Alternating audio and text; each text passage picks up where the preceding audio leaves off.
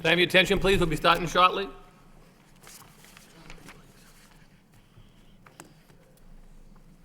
Good evening, and welcome to the Lowell Planning Board for June 19th, 2017. Tonight, we have 3 site plans, public hearings on. We do have a request for continuance on one matter, so I'll take that matter first if there's no objections from the board.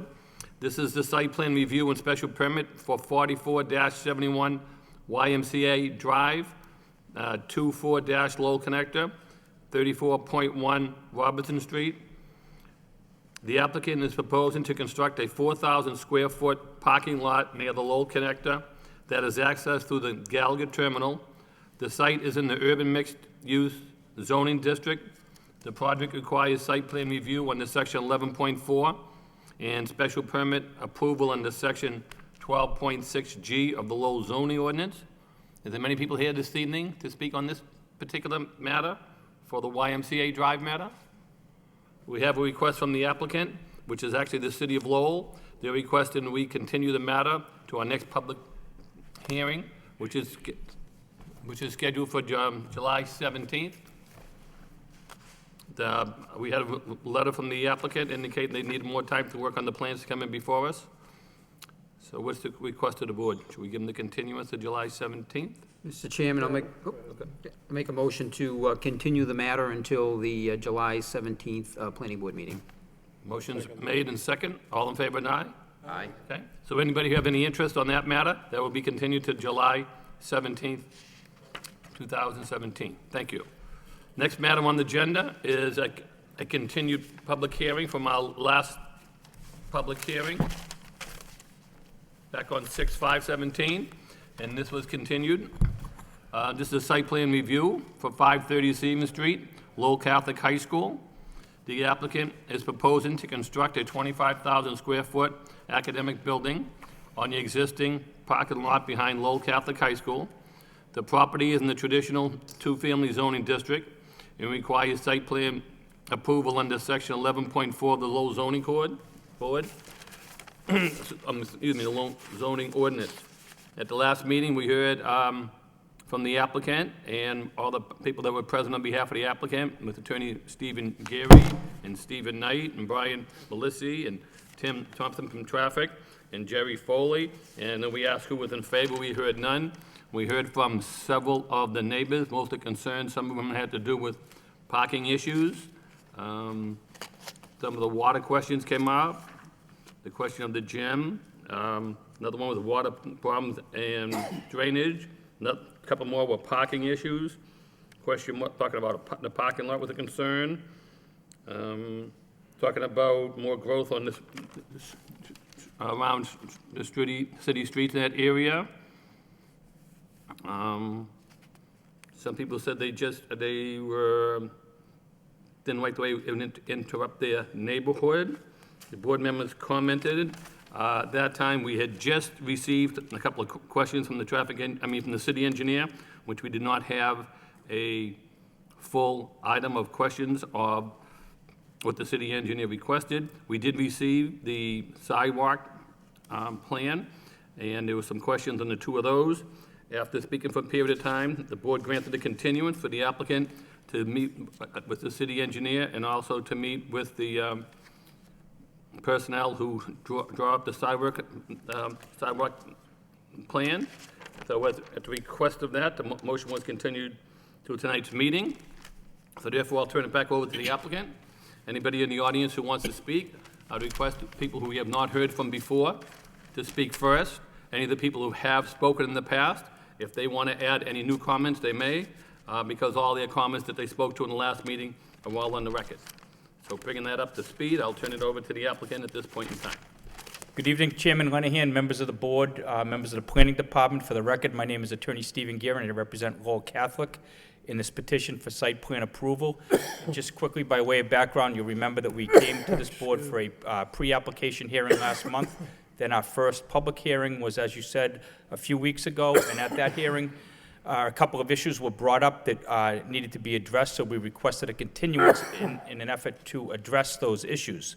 As you can see from the hand that I provided tonight, the engineering issues were addressed. The principals in this project immediately met with Lisa DeMayo, who was the outgoing city engineer, and they resolved all those issues, and you can see that they're outlined in the handout that I provided you. They added a painted fire line 20 feet wide between the existing buildings and the proposed building per the fire department code. They added an extended stormwater runoff recharge area per conversation with Lisa DeMayo, the city engineer at the time, and the current stormwater proposals meet all of the City of Lowell as well as the Massachusetts Department of Environmental Protection standards. They also added, as you can see with the attachment, an additional swale to the northeast side of the property along the abutting property lines so as to direct any additional stormwater runoff from the abutting properties, which was a concern at the last meeting. They also eliminated the berm from the northerly property line so as to keep the existing trees and keep that vegetation, which was the goal at the last meeting. The drainage swale in that area remains all along that area with the proposed plantings to enhance the existing vegetative buffer that's there right now.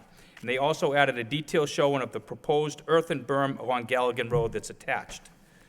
In addition to dealing with all of the issues that the engineers had and some that my client found as well, in order to keep all of the vegetation that was there and the trees and the buffer, those issues were addressed and apparently rectified and reconciled between our client and the city engineer. I don't think there's any issues remaining there.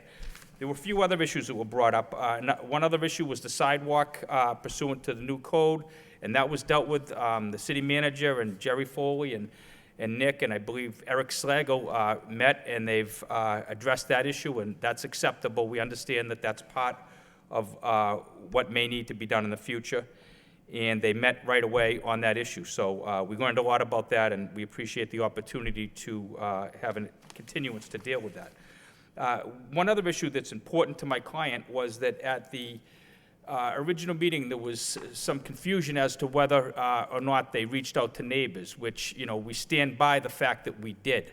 Not from the pre-application hearing to the original hearing, so I think that's where the confusion was. So to eliminate any future misunderstanding with that, at the last hearing, they had already set up a neighborhood meeting, which was held on June 12th. There were 14 neighbors that attended that in that area, and before the meeting, about 4 or 5 walked the whole site and had questions, and they walked with the engineer and the project manager, and Steve Knight, the buildings and facilities manager, and their questions were answered. So they did reach out, they addressed everything with the neighbors, and they didn't have a tremendous amount of people there, but they were glad that some people showed up and had some questions that were answered.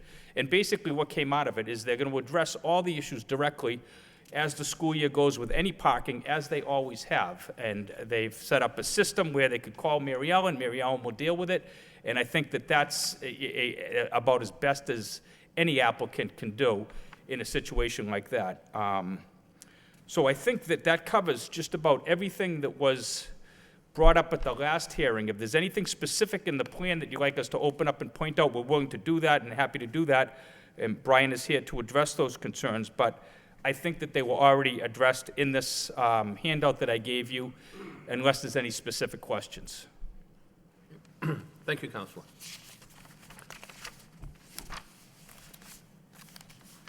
Is anybody else going to speak from the applicant, or basically you summed it up and they're here to answer questions? I think they're here just to answer questions. There's nothing else they have to add unless there's anything specific you want clarified as the revisions to the site plan. Okay, thank you.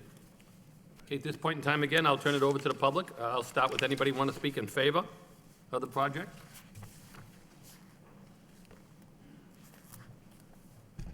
Good evening, Mr. Chairman, members of the board, city officials. My name is Kimberly McMahon. I reside at 10 Etta Road, so I am in a butter.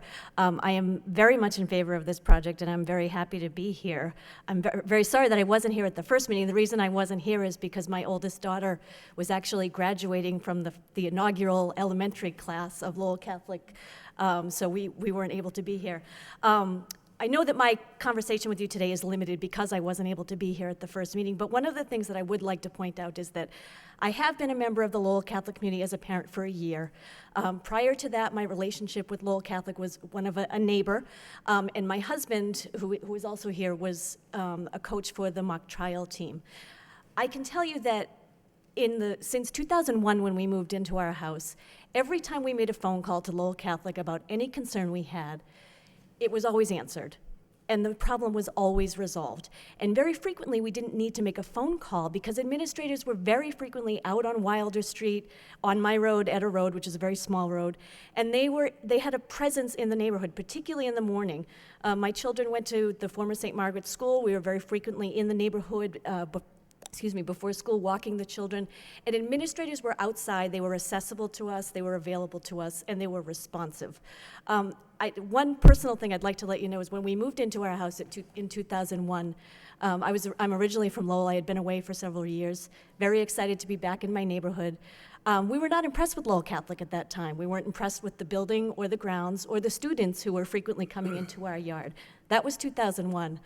By 2003, our tune had changed, and my husband and I were frequently saying to each other, we really hope our children can go to Lowell Catholic High School. We were able to observe the improvements of the property. Again, we were able to meet with the administrators because they had a positive presence in the neighborhood. And we were also able to learn about the very positive academic process that this school was making for our local kids. Kids are getting into excellent colleges. They're involved in local service projects. Personally, I feel that Lowell Catholic is a very, very positive aspect to our neighborhood. In the last year, since Lowell Catholic expanded and took over the St. Margaret's property, they're bringing vibrancy into our neighborhood. We used to have to deal with things like hypodermic needles at Callery Park. We now, after school, see families there. The high school students are walking down my street. They're heading down Plain Street. They're patrons of the businesses at Chelmsford and Plain Street.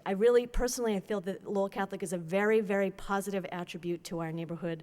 I truly hope that you will support this project, and I truly hope that anyone who has concerns recognizes that the experience that I had in dealing with the administration whenever I had a concern is something that they can have. That I do believe that the administration will be very, very open to any concerns that arise for the neighbors. So thank you very much for your time. Thank you, ma'am. Anyone else like to speak in favor of the project?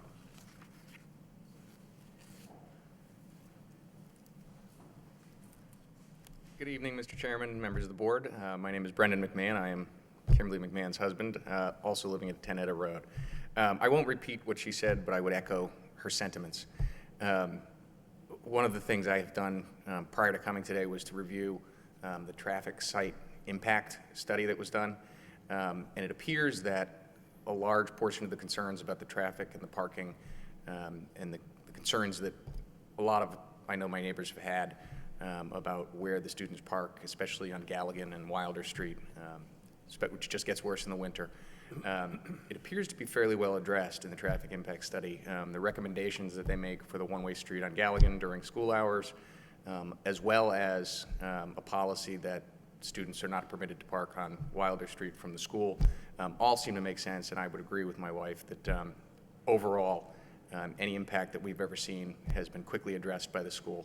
And for the same reasons my wife listed out, I would again echo her sentiments and ask that you give consideration to this for approval. Thank you. Thank you, sir. Anybody else like to speak in favor? Anyone else in favor? In favor? In favor? This time I'll turn it over to anybody in opposition. Members of the board, Lowell Catholic people, their friends and neighbors. My name is John Williams. I live at 701 Wilder Street. I was here on one of the original venues when the original gymnasium was put up and so forth. I've talked many times to different advisory people over at Lowell Catholic about the parking issue. One thing in the matter is, on the original covenant, when they put in the gymnasium, the issue as far as parking and so forth was addressed, and the issue was stated that only a certain amount of students would be allowed to be parking at Lowell Catholic High School. All the others were not given any access or told that they could park in areas such, and I know it's a public way, but on Wilder Street or Galligan Boulevard.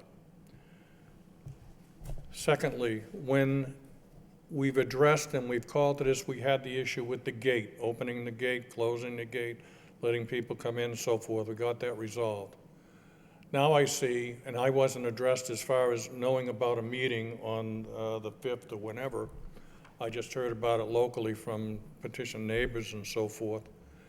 And looking at the site plan, the access plan, the issue as far as the parking, the driving, and the issue that's going on right now with Wilder Street, Stevens Street, Galligan Boulevard, and all the adjacent streets. You're talking about now putting an access road onto Galligan in the center of it, also moving the access from the rear side on Wilder Street at a different locale further over.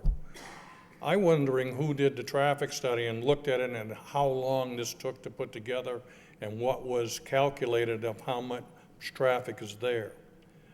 We have a tremendous amount of traffic and speeding traffic now because Wilder Street from the entrance on Parker Street and upwards towards the school, which is a school district, you have people still flying up there doing 30, 40 miles an hour.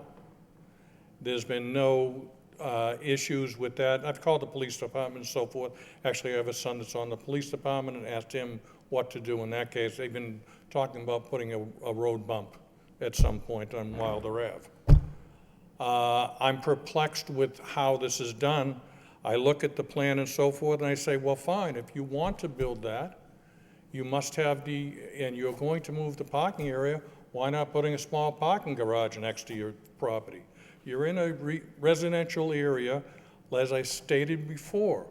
We are the neighbors that live there 24 hours, 7 days a week. You are our neighbors that are about us, and you're there for a period of time during the school year up until about 6 to 2. And at that time, the area is yours. And we try to work with you and so forth, but you've got people that have got cones in front of their houses so kids don't park there. You've got issues as far as not snow plowing sidewalks. The sidewalk in Galligan, can you get a vehicle down there if another vehicle's coming? No, you can't. So there is, if you live in the area, you know the area. And we are the residents, like I say. We live there 24/7. We are Lowell residents. We're taxpayers in Lowell. We're not coming in from outside the district, from New Hampshire or wherever, and paying a tuition bill or whatever. And I think the Lowell Catholic is a great idea, great concept, the school is great, but there are issues that come with being in that area. Thank you. Thank you, sir. Anybody else like to speak in opposition? Anyone else? Hi, my name is Elliot Jeffrey. I live at 750 Wilder Street. And I actually live directly right across from Galligan, which is where my driveway is at. And many times, backing out of my driveway, I feel like they come around the corner, and I agree with you, sir, that they're speeding down the street, and I've gotten clipped more than once. So it's either, we need either by adding another exit on Galligan and to have the additional one on Wilder, I don't know how things are gonna get any better with traffic. And I guess my other question is how is it that we're gonna keep Galligan a one-way street while they're in school, but it's gonna go both ways when they're out of school? How does that make sense? If they're in school, does it really need to be one way?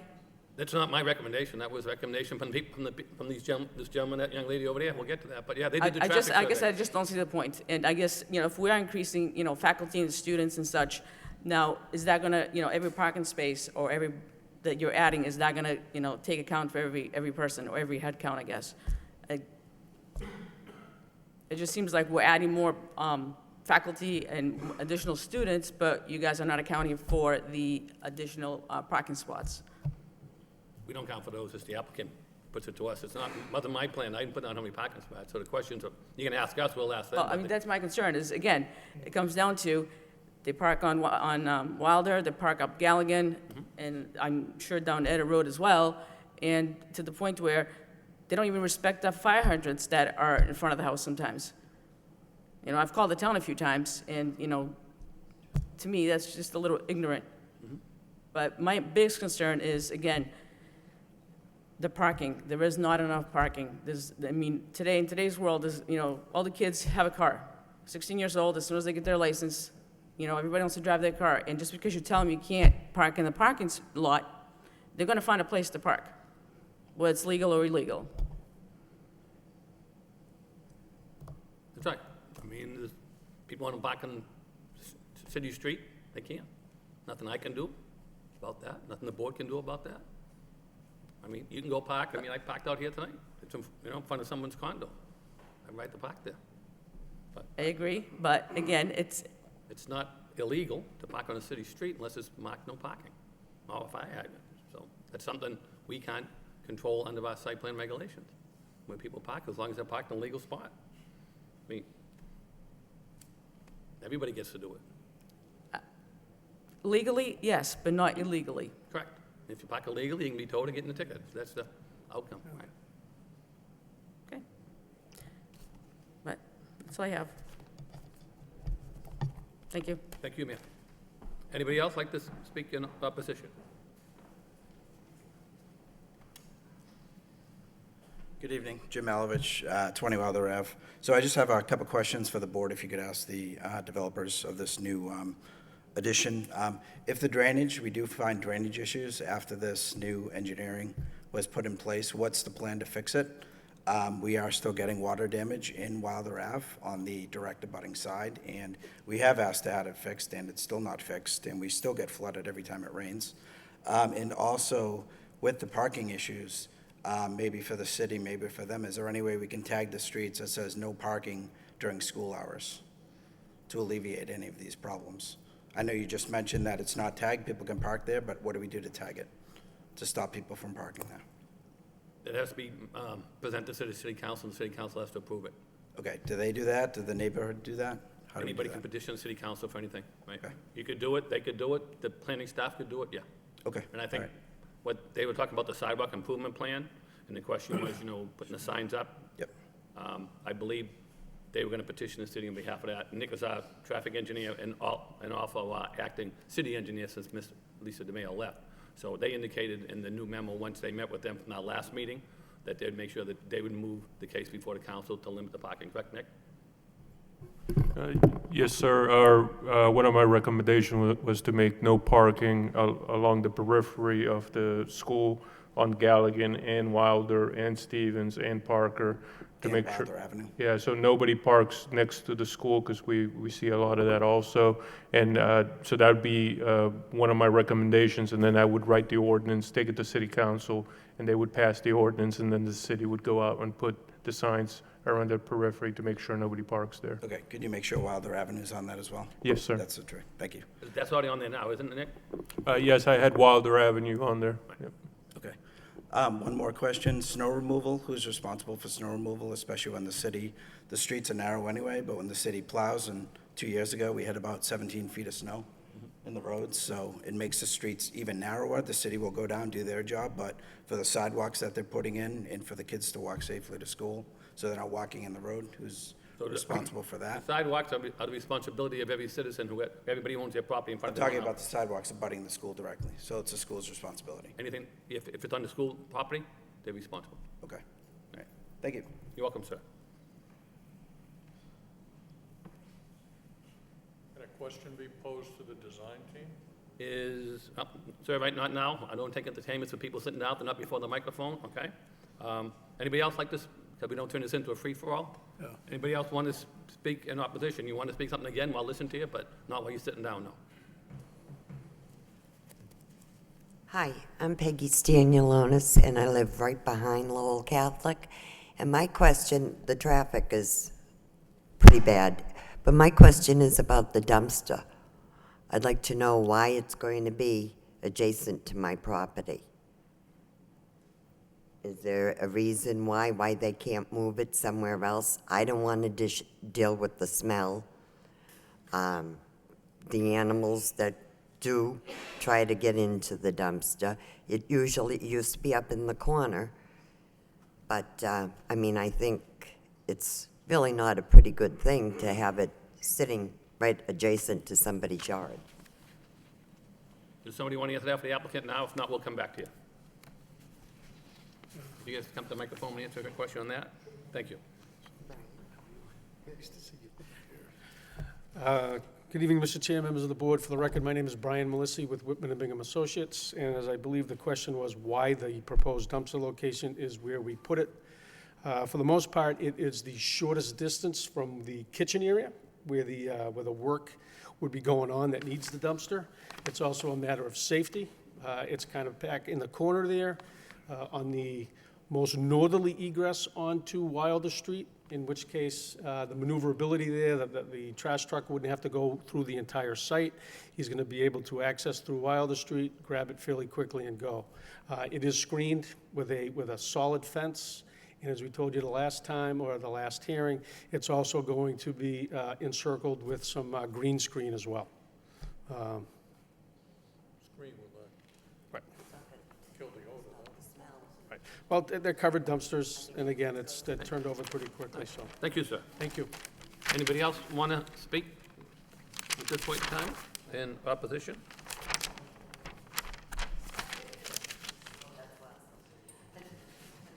Anybody else at this time? Anybody else? You have a question, sir? Just come to the microphone again, please. Sure. John Williams from 701 Wilder No problem. Street. Question on the design team. When you put up the gymnasium, you never put a parapet wall up on where the air conditioning and so forth devices are up above there. I don't know if you were involved or who was the design team It'd be the applicant would be involved. They Pardon me? built the gymnasium, not the city of on Lowell. the gymnasium. But on the new building, are you going to be putting parapet walls around? It's typical. I'm in the construction industry, I know, but visually for the neighborhood, it looks like hell right now. Good evening, Mr. Chairman. Jack Sullivan, Gavin Sullivan Architects in Lowell. Very good question, and the answer is yes. We are putting parapets around all four walls, and also when our equipment is sized, we're going to additionally screen the equipment with hopefully solar panels and tie that into an educational element with the schools.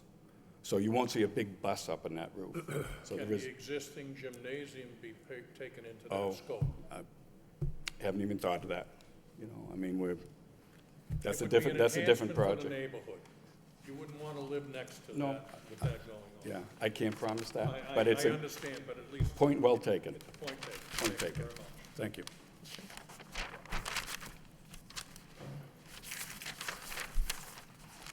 Anybody else at this time like to speak in opposition, or just any comment at this time?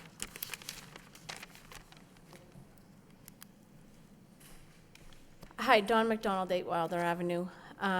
I just want to make sure I heard correctly. The current trees that are all around the property, you said are going to stay? What's the question? I didn't catch that. You were looking at the All main. all the trees that are currently, they put them in when they made that gymnasium. And my question, I guess, is are they actually really going to keep those trees there? Or are they going to take them down when they do this berm? If you want to answer them, sure. If you don't mind, sir. Thank you. Again, Brian Melissy with Whitman and Bingham Associates. One of the edicts we left here at the last meeting was, I had stated that we were going to build a swale adjacent to the property line, an earthen berm on the northerly side of the building. We were asked by this board to take a look at that existing screen, the existing trees out there. One of the revisions that we made to the plan was we did eliminate the berm in order to keep the trees. And so I did provide a cross-section on the plans, and I think Attorney Geary handed it out in the 8.5 by 11. What's going to happen is the existing trees will remain. So to answer your question, we're going to keep those trees there. And then what we're going to do is we're going to put a drainage swale closer to the building in order to carry some of the stormwater runoff that doesn't fall in the parking lot or on the roof, just as an extra added measure. One of the notes that we put on there is we took that swale and extended it up to the northeast portion of the property, kind of behind the gymnasium and a little bit beyond the gymnasium, in order to try to alleviate maybe some of that existing runoff that may be getting into the abutters' properties. And so we did try to take a look at the comments that were made here last time and made a few improvements to the plan. Thank you, sir. Mr. Chairman, could I just add? Sure, absolutely. Because we're Go on ahead. this right now. If I'm reading this properly as well, is in addition to the existing mature trees, you're also planting evergreens to really buffer kind of a lower level. So as the trees mature, it covers it from a distance, but also you're going to have it so that you have kind of an interim level tree line. Is Call that it correct? a low screen, and again, if I didn't capture it on the detail, there's some notes on the plan as well. The existing trees will remain, but we're gonna add some arborvitae type of green screen down below for a low-level screen as well. Right, so it screens it from what would be the tree trunk is Correct, screened, exactly. and then above you have the canopy from the trees, right, yeah, okay. Thank you.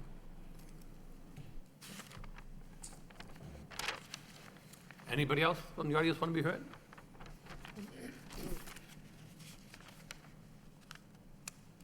Good evening, everyone. My name is Tai Chom, 79 Fairlawn Street. I haven't looked at the planning yet, the picture and stuff, but just a quick question, right? Have anybody ever studied about the traffic between Washington School and Lowell Catholics? Is there going to be a conflict when people going inside, in the morning time, when the kids going in, and when in the afternoon when kids getting out? Have you guys done that? I guess traffic study on that part, because there's two schools like Lowell Catholic and Washington, right? So you got to figure out, okay, I don't know exactly what time they get out, what time they get in. If they're getting in at the same time and they're getting out at the same time, there's going to be an issue. Like with the traffic, I know you told us last time you tried to alleviate traffic from Stevens Street, but now if you're going to do that, the people like the back neighborhood, right? Is it more traffic going to the back neighborhood, like Fairlawn, for example? Is like more kids going to take the back road and zoom it off like that, or people from Washington going to take the back road too? Like just try to understand a little bit better. Have you guys ever talk about those? Does anybody from your department want to respond on the traffic? If they're not, okay. Mr. Foley, thank you. Good evening, Mr. Chairman, members of the board. Jerry Foley, project manager for the project. Yeah, traffic is, it's interesting. When we observe it, and I'm not a traffic engineer, the traffic engineer's not here this evening, so I'm speaking to it from my own personal experience. I did do a traffic count just on the property coming in and out in the morning, and the biggest traffic jam that I observed during the morning rush hour period was on Stevens Street. And it wasn't really even a jam. It was kind of like a compression wave. And the tie-up was really the city buses. City buses coming down Stevens Street, heading towards Parker, would stop to pick up public school kids on their way to school, and anybody else was grabbing the bus. So they would back up, and then they would move forward, pick somebody else up, and back up. Didn't observe any tie-ups like that on Wilder Street, during our observation. And as far as the hours of operation, I think it was mentioned at the last meeting that our dismissal is close to an hour before the Washington school dismissal. So we're off the property and gone before the Washington traffic, in the afternoon anyways, becomes an issue. I'm not sure, we didn't study the Washington school per se, so we don't know what their traffic situation is like, but we didn't see any tie-ups out on Wilder. Okay, thank you. Mr. Foley, while we have you, can I ask you one question? I think it was a question Mr. Malovich brought up about the drainage issues on Wilder Ave. I know you mentioned that you were involved in the project before, and I know you have some knowledge on that. Can you expand on that for us? Yeah, we, at the meeting the other night with the neighbors, that was one of the things we pointed out to them. And I think it's just a misconception of what you see versus what's really happening. On the inside, I should say, on the southerly wall of the gymnasium, you see the downspouts from the roof come down, then they go into PVC boots, which so it's a direct connection to the underground drainage system. On the St. Margaret side, if you want to say, that side of the roof, they come down. Because there's no sidewalk there was no need to go directly to a boot. So the decision during the planning phase was, again, to help comply with the stormwater management criteria in terms of cleaning the water, we put a stone trench in there, which takes out a lot of the solids that might be coming off the roof. So the downspouts come down, they go into a stone trench. At the bottom of the trench, there's a perforated pipe that slopes towards Stevens Street. And then in front of the gymnasium, there's an infiltration basin in front of the gymnasium where more infiltration takes place in the front. So then from there, any overflow goes back out to the same system that the southerly side of the roof goes into. So there's a little lag time there, so we're not inundating that larger detention or larger infiltration system with both sides of the roof at the same time. But to the if you didn't have the ability to see it go in or understand how it was designed, it looks as though like the downspouts just come down, hit the ground, and then run in a northerly direction.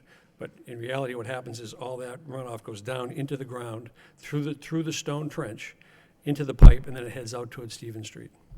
Thank you, sir. Mm-hmm. Appreciate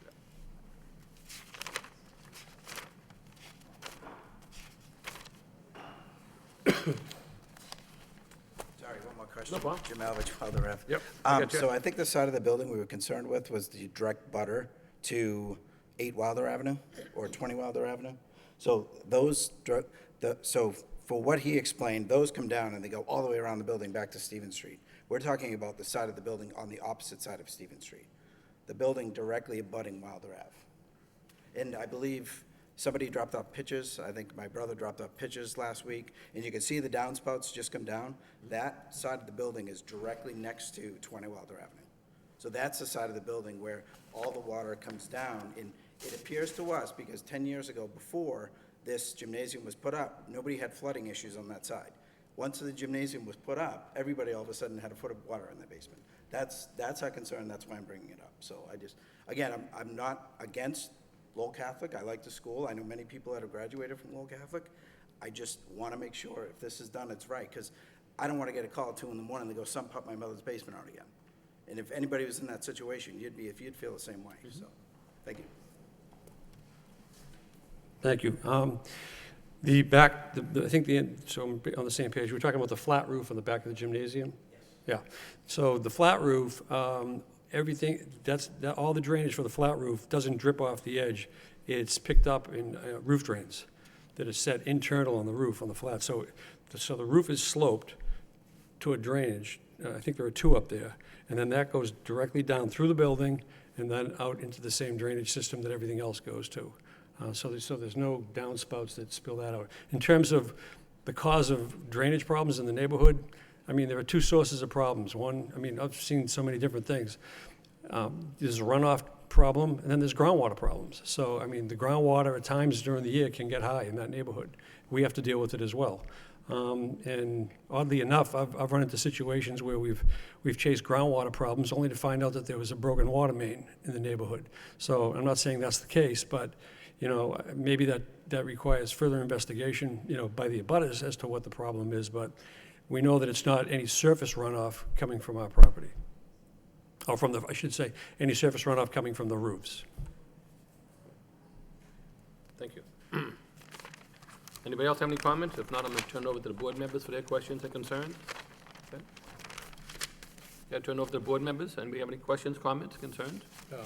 Mr. Lockhart? Just want to revisit the dumpster location.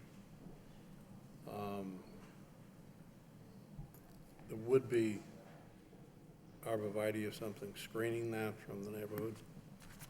Right, it's put in the back, and there's a screening on, there's a fence screening on, and I believe Right, there's yeah, also it's the all fenced in and everything. solid vinyl fence around, and it's covered too, so that should eliminate the odor a little bit. The immediate enclosure is a solid white vinyl fence that'll Right. circulate the dumpster itself. And because that's in the area where I talked about the swale, in those low arborvitaes, we're also going to wrap some of the arborvitaes into that to try to cut down, you know, the white vinyl fence. So it's a screen to the screen. All right, so visibly you wouldn't see much other than vegetation? Correct. Okay, I just wanted to clarify that. Secondly, regarding the berm illustration that was given out tonight, could you just describe where that is going to be? I heard a comment about along Galligan Road, and I don't think that's the case. I just need some Nope. clarification. So the berm will be all along Galligan Road. It'll be along Galligan. Along Galligan Road. We tried to say at the last hearing was, because we're moving the parking lot from where the building is proposed over to where the field is currently, we were trying to build that earthen berm to cut down any of the headlight glare that may wash over the property. And so it's a 3-foot high berm, and that's going to run along Galligan Ave, on our property, on Lowell Catholic property, but along the edge of the parking lot. Okay.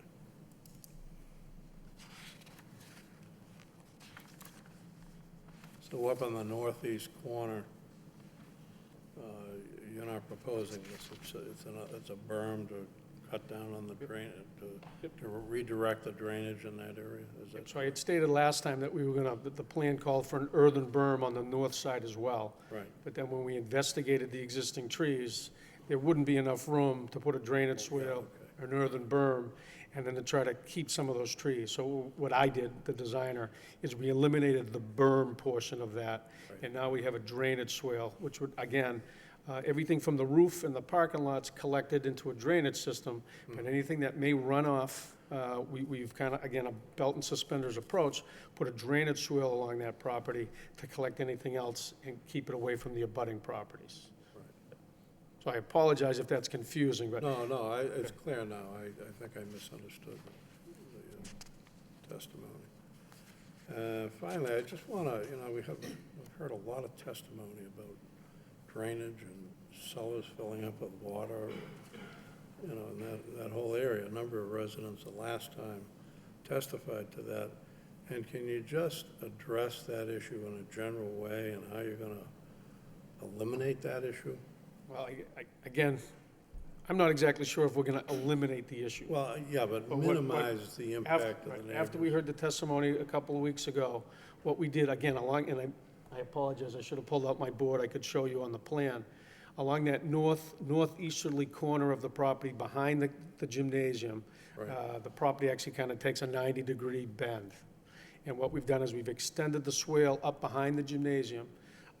So from Stevens Street back to Wilder Street, everything kind of drains in that direction, kind of an easterly direction.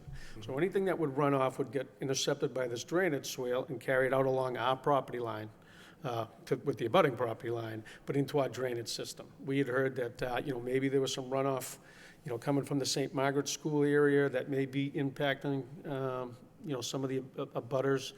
There is a low area in there. It probably gets trapped before it gets out to Wilder Ave and maybe settling in some of the basements and whatnot. But again, what was in our power to do is to add that drainage swale to try to alleviate some of that to the abutters.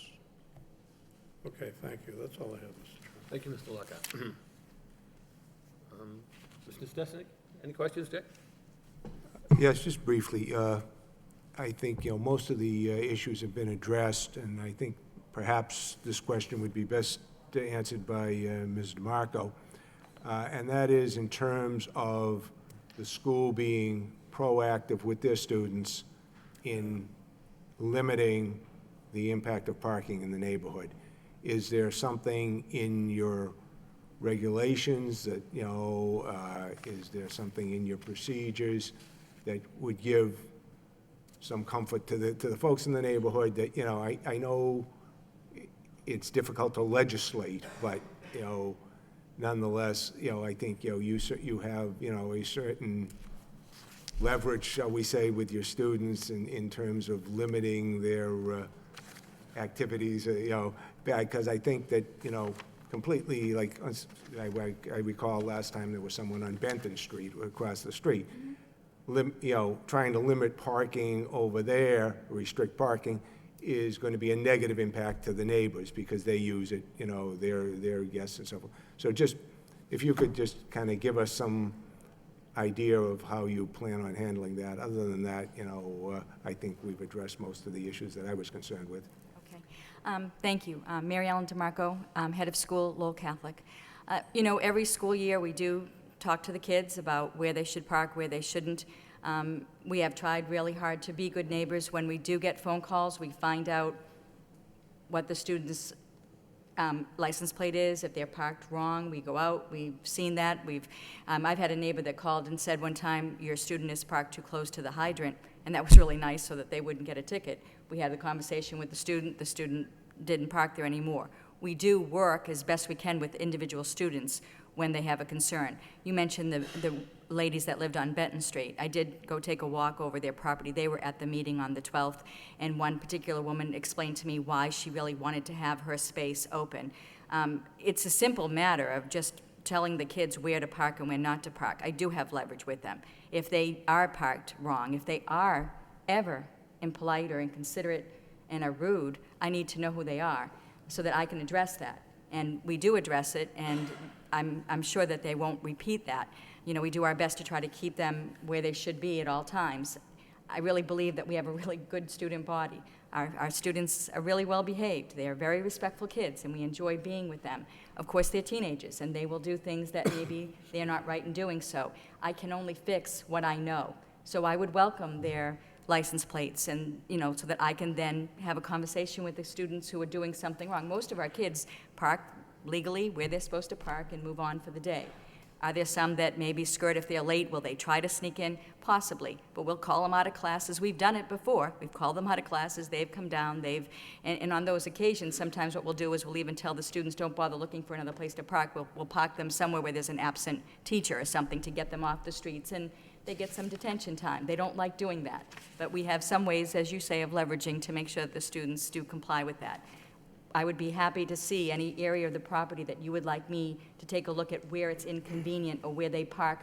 Especially there was one lady here that where they park that really can cause a traffic jam or something that could be a problem. I'd be happy to work with those areas and with the students to let them know where they can and where they shouldn't park. Thank you.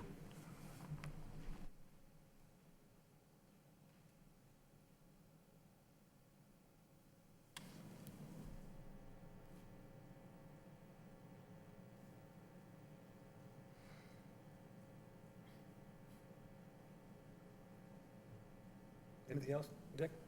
No? Okay. You've abstained, so you're not voting on this matter, right? Okay. Okay, Mr. Fischett? Thank you, Mr. Chairman. I'd like to go over a few items that were really from the last meeting, just to make sure I think we're all understand as far as what we've addressed or may not have addressed.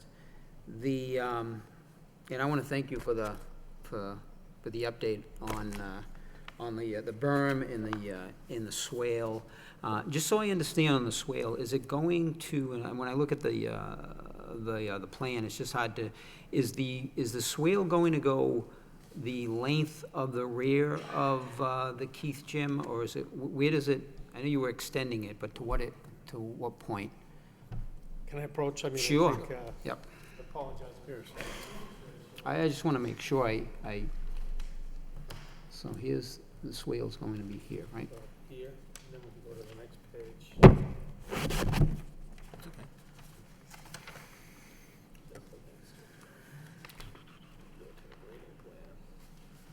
It's actually gonna go, Keith Jim is here. Yep. It's actually gonna go all the way to here. Oh, okay, the entire Correct. rear The of, entire thing of. Yeah, this is no. parking, but to this point right here is where we're gonna stop that swale. okay. And then where am I seeing that on the plan here? It's a grading plan. I know these are the 11 by 17s, but that's a grade line. That represents a swale, so it's Okay. actually gonna go this way. Okay, And then when we get to this page here, this is where the mast line goes. Comes back down this way, and then down around the building. gotcha. Oh, so it's really extending out there. Okay, good. Okay, good. And if I remember correctly, that was not in the original plan, is that correct? Okay, good.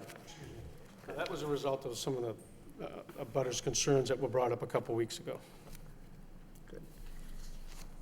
And, I like the addition of the evergreens to really give a full screen from the building, incorporating the mature trees and then adding the lower growth trees as well. On the berm on Galligan Road on that side, the mature trees that are on that side, are they going to be able to stay, or are they coming off? When we look at the sidewalks and we look at the berm, just say some, I do believe some of those trees are gonna have to be removed. Again, it's not a very high berm, it's only a 3-foot high berm, but there was a couple of trees, especially at the, what we're gonna call the southeasterly end, where some of those tree trunks may have 2.5 feet to 3 feet of soil brought up around them. Right. And I'm no arborist, but typically that's enough to choke off a tree. And that's why, again, on the landscaping plan, we're also landscaping or planting under the top of that berm as a green screen. The earthen berm itself is designed to take care of the headlight glare. Right. But there's a green screen on top of that to try to take care of some of just a buffering. Nick, question to you, in the sidewalk analysis, did you determine that those trees would, from the city side, as far as the installation of the sidewalks, would they have to come down, or is there enough room there? Mr. Frechette, no, from the requirement, so our recommendation that a sidewalk be installed on the northern side of Galligan, the trees are actually mostly on the high school property, and there's about 7 feet between the edge of pavement of Galligan Road and the edge of property, so that's plenty of room to put in a 5-foot sidewalk. And even if, one of the trees, we can always go down to 3 feet and still meet ADA requirements. So those trees can stay from a sidewalk perspective. The only tree I had an issue with was the 14-inch maple at the corner of Stevens and Galligan, which I thought might be in the sight line of vehicles turning out. It might be blocking the sight line. But all the other trees are okay to stay from a sidewalk perspective. So I'd be looking at least that the best efforts would be made to try to keep as many of those mature trees as possible. Nick, are you still recommending that a sightline analysis be conducted in order to determine if that maple stays or not? Yes, I requested that the applicant's engineer take a look at the sight line and determine if that tree is in fact in the way of vehicles making a safe departure from Galligan. And that has not been done to date, is that correct? Not been done, Okay. but we certainly wouldn't have an issue.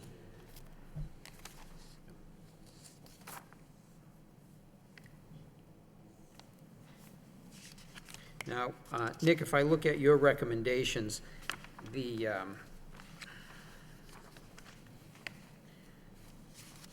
I just want to make sure we have this incorporated in here.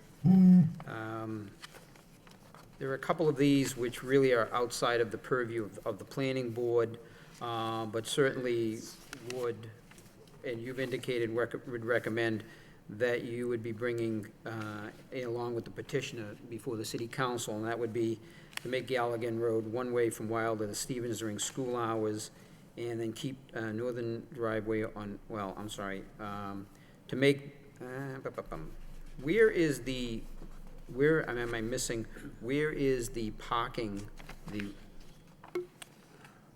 The parking so I gave you two different materials. One is the sidewalk analysis, and one is the traffic impact analysis. Right. The sidewalk improvement analysis talks about installing the sidewalks, the crosswalks, and also the, I see.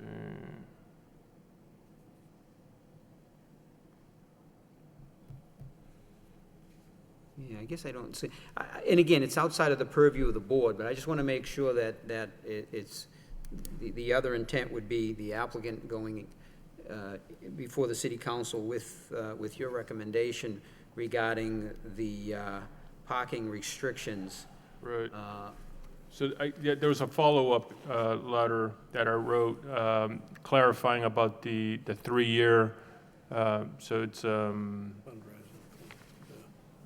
a follow-up to the Galligan Road sidewalks, and in there I talked about how we would give them 3 years to raise the funds and install the sidewalks, and that the city would be responsible for passing the necessary ordinances to make Galligan Road one-way during school hours and to prohibit on-street parking along the periphery of the school site. I get that, the final sentence in the. Yeah, sorry about that. Thank you. And then to, just want to make sure.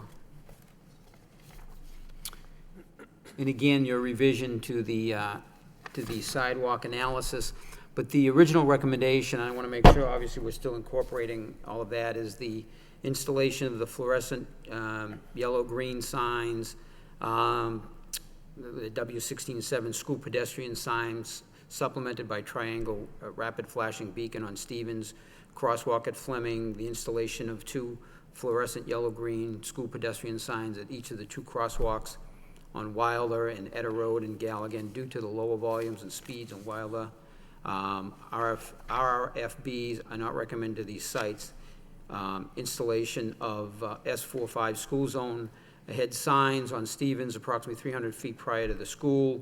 In each direction travel, these signs will give advance notice of reduced speed. City to relocate stop signs to correct locations at intersections, the correct locations at intersection of Parker and Wilder.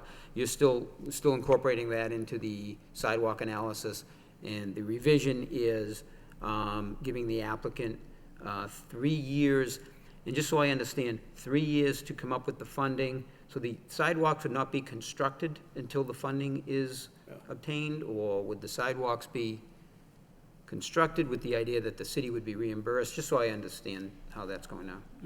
Yes, sir. So all those recommendations are still to be included, and the 3 years is to have the, let me see the correct language here.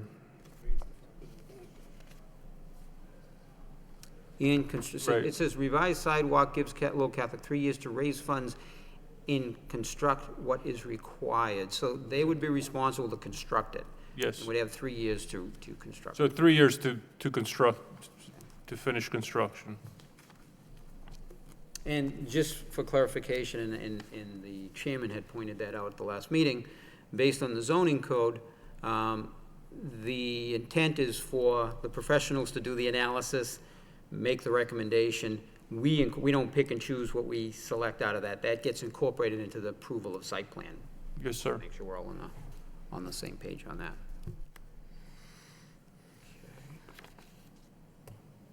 All right, I think, Mr. Chairman, I think that covers what I just one other thing on the site plan, I'm sorry. It came up at the last meeting, with the sidewalks along Galligan, and there's an exit on that heading closer to the school. I believe there was a suggestion to have some connection for safety for the children walking within the site. And has that been added to the site plan? And if I missed that? I'm not sure I understand the question. I believe actually Mr. Boyle had brought that issue up. Where we eliminated the southerly egress off of Stevens Street, we've incorporated that into what we call in our courtyard area, but there is a sidewalk system that will connect onto the existing sidewalks to the front of the school buildings. Well, I think what was suggested is some sort of striping on the interior from Galligan, from the rear of the existing, from the McNamara building.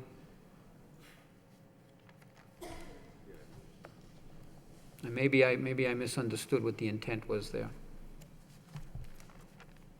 So how, if students come in from that sidewalk and then from that curb cut and they walk onto the site, just what would their path be of walking within that internal site with basically a surface parking lot? There is a proposed sidewalk along the edge of the new parking area. Like they can get onto that sidewalk system fairly quickly. And again, if I can approach, kind of. Sure, no, I just. No, it's okay, no, so I'm just trying to gather from. There's a gap here. Right. So, we could add that in. We could Okay. add some type of striping or. Yeah, just for more of a safety, and that would be behind the McNamara, McNamara building.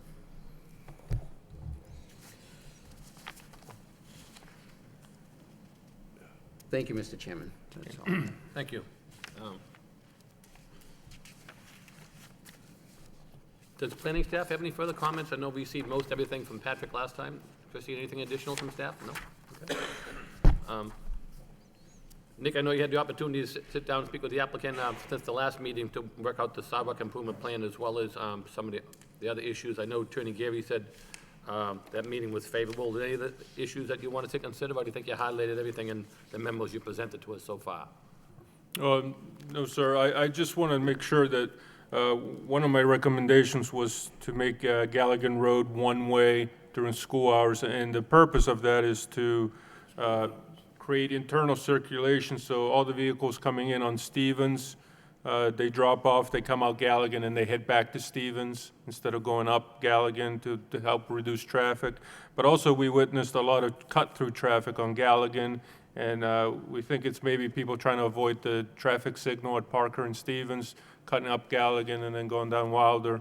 So making Galligan one-way during school hours is an effort to cut down on the cut-through traffic in the neighborhood.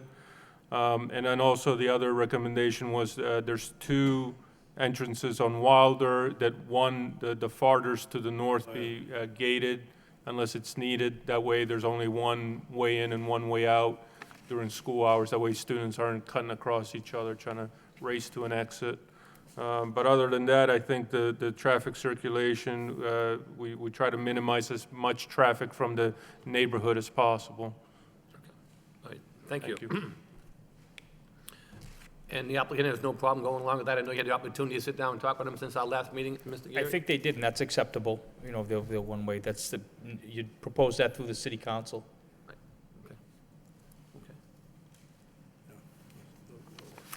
Thank you. I have no further questions. I think most of the questions that I had have been answered either by the applicant and with their new memo since last time we spoke, and some of the board's questions, so. At this point in time, what's the request of the board? Mr. Chairman, I'll make a motion to approve the site plan with the following conditions. To approve the site plan with the sidewalk analysis, incorporating the revision, allowing the applicant 3 years to raise the funds and construct the sidewalk along Galligan Road, to incorporate the items 2, 3, 4, and 5 of the original sidewalk analysis.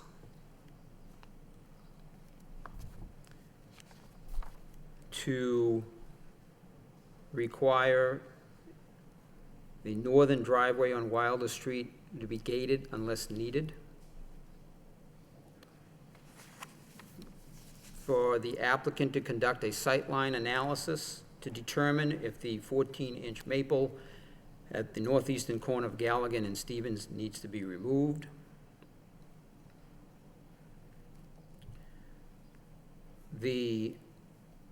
For the administration of Lowell Catholic to adopt policies to encourage walking, biking, and busing to school while controlling student drivers who are parking on neighborhood streets.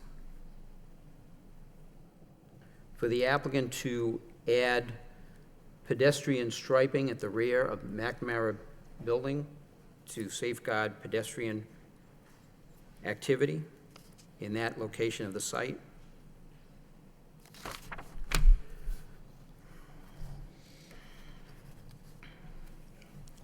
And I believe, Mr. Chairman, I believe the applicant had addressed with the revision of the plan the drainage issues that that had been brought up at the prior meeting, and I think the screening on the northern side, which has been incorporated into the new plan, is sufficient. So I believe, unless any of the members have a condition, or DPD may have revision in any additional conditions. Thank you. Forgive me if Brian's already submitted this to the office, but we would just like a final approved site plan with all these revisions on it, including the sidewalks. Okay, sure. Can we incorporate that as a Yep, condition? absolutely. Yep, so the applicant to, again, as recommended by DPD, to provide a final site plan incorporating the sidewalks and all the revisions that have been proposed. May I add one more? Sure, go ahead. I'd just like to see, picking up on Mr. Snetsky's point earlier, the school to take more of an initiative in working with the student body to control parking, whatever that might involve, getting you the proper information, whatever it is. I think that would help the neighbors up there a great deal. And I'll second the motion with those conditions. Okay, motion made in second. All in favor, say aye. Aye. Chair votes yes. Any opposition? Hearing none, the site plan is approved, 4 in favor and 0 against. Good luck and thank you, everyone. Thank you very much. Thank you very much. Thank you. Yeah, okay, that'll be right back.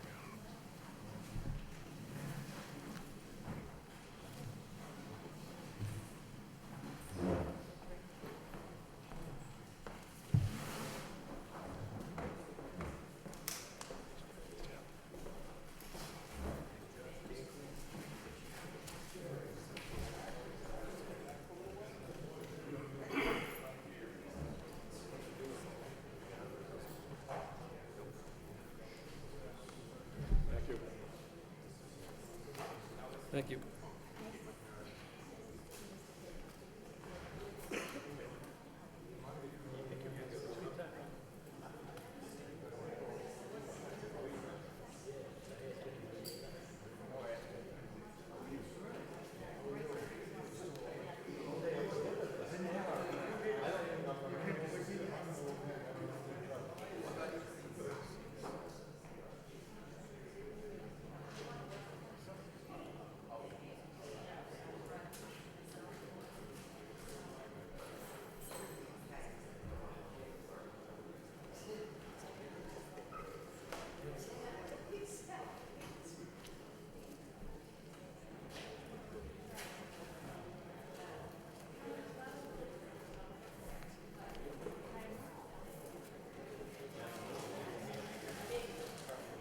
Set up, George. Same as last time? Yeah, why don't you set up right over there? Same place? Same place, yeah. Where do you want to set up? He's saying same place as last time.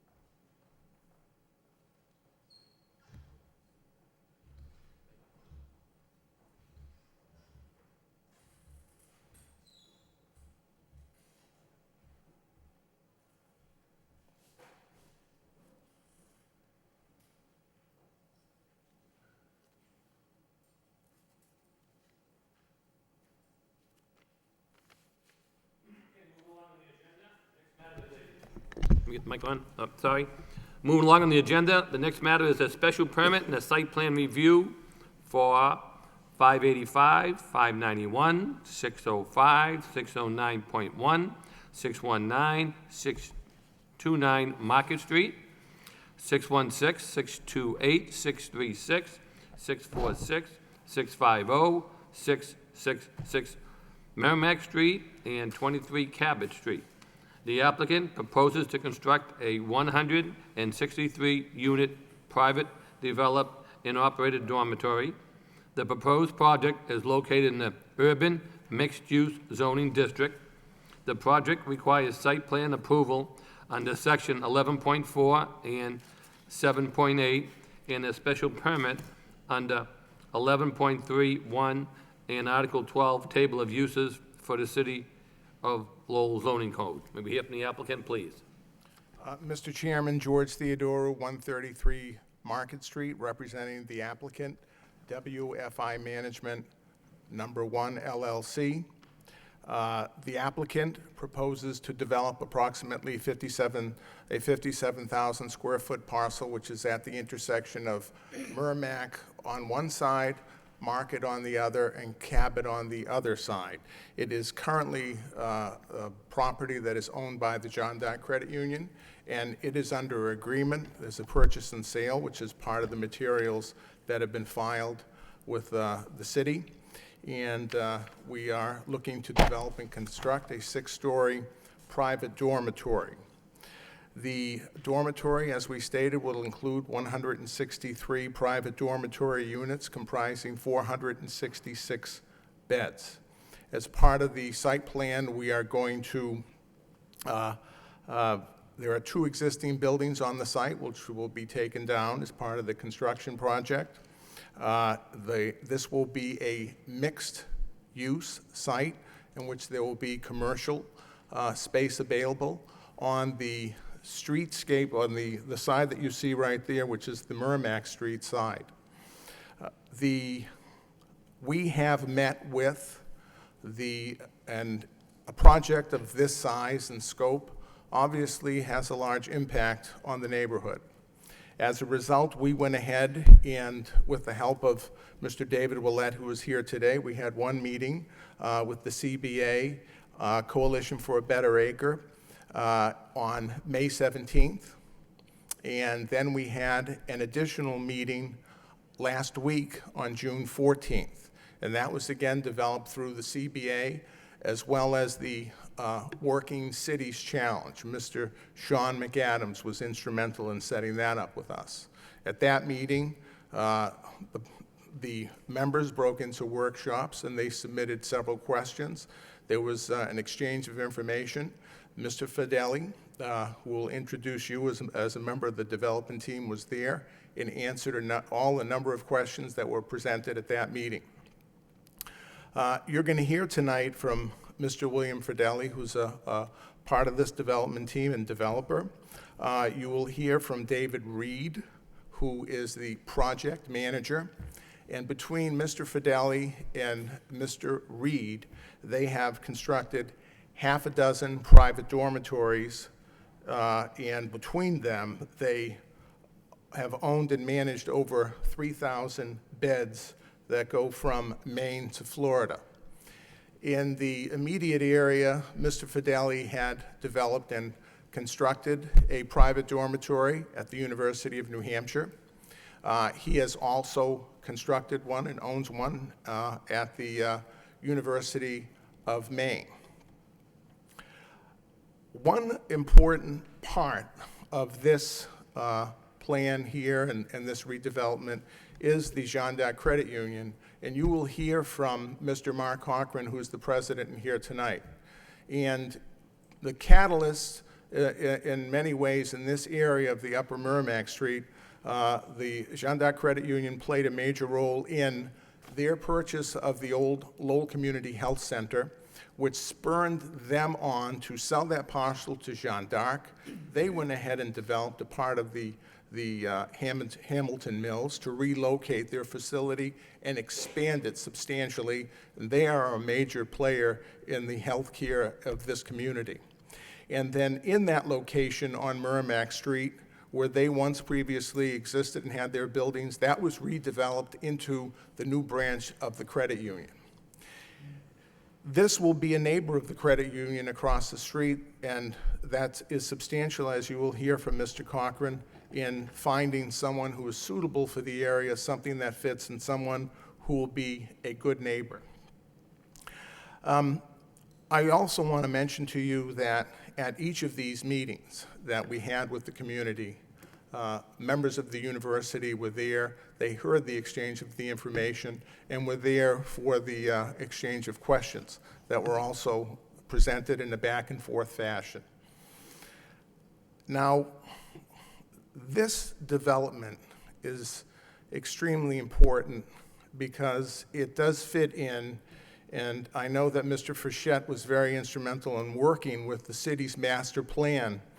And part of the master plan is to go ahead and encourage institutional growth that ensures a high quality of life in Lowell's neighborhoods. And one of those were principally, and I'm reading from the master plan, to identify areas with convenient access to the university and Middlesex Community College that would be suitable for the development of new student housing, including off-campus dormitories which will generate tax revenue for the city and offset costs of providing public safety and infrastructure services to students. And this is exactly the type of development that fits in here with this master plan. And this is the scale and scope that will provide needed services and beds and units for private dormitories for university students. At the same time, it goes ahead and provides hundreds of thousands of dollars of tax revenue for the city for decades to come. A significant private investment. We are not asking for any tax relief. We're not asking for any TIF. It is a private investment here. It's going to go ahead and create a huge economic impact to the area with the influx of these student residents in the community who will be there, who will be patronizing the businesses, who will be an interconnection between this development on Merrimack Street, the corner of Merrimack and Cabot, with the university approximately a 4 to 5 minute walk one way, and the downtown about a 4 to 5 minute walk in the other direction. So we have it where it is located here, has an opportunity here to make an impact, we believe, upon the city with easy access to the university, and as well as the developer going ahead and building a quality building and providing infrastructure services to the students. And so what I would like to do is to turn this over to Mr. Fideli. Also, Robert Clark is here from Allen Clark Associates, our engineer. And you will also hear from the project manager as well, Mr. David Reed. So with that being said, what I would like to do is to turn this over to explain this project. And of course, back up a second with one thing that we talked about before, is we are having a mixed-use building here. We have heard the comments from the members of the community over the last 2 weeks. We have heard their concerns and everything, and the idea from this is, the importance of this is to try to integrate a portion of this building into the neighborhood. And also something that works from the plan of the developer, where they are going to be providing student housing. So how do you do that to provide some sort of commercial component that is going to service the residents, as well as partly to serve the community as well? So with that being said right now, to go over the site and a building, I'd like to turn it over to Mr. Fideli. And one point I want to mention here, if this is a private dormitory for university students. This is how it's permitted, this is how the application is done, and this is exactly how our permit would have for our use. So I want to make that perfectly clear.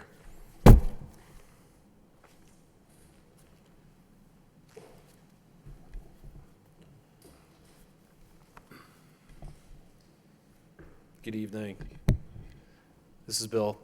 I met with you at this point, I think it was 3-4 weeks ago.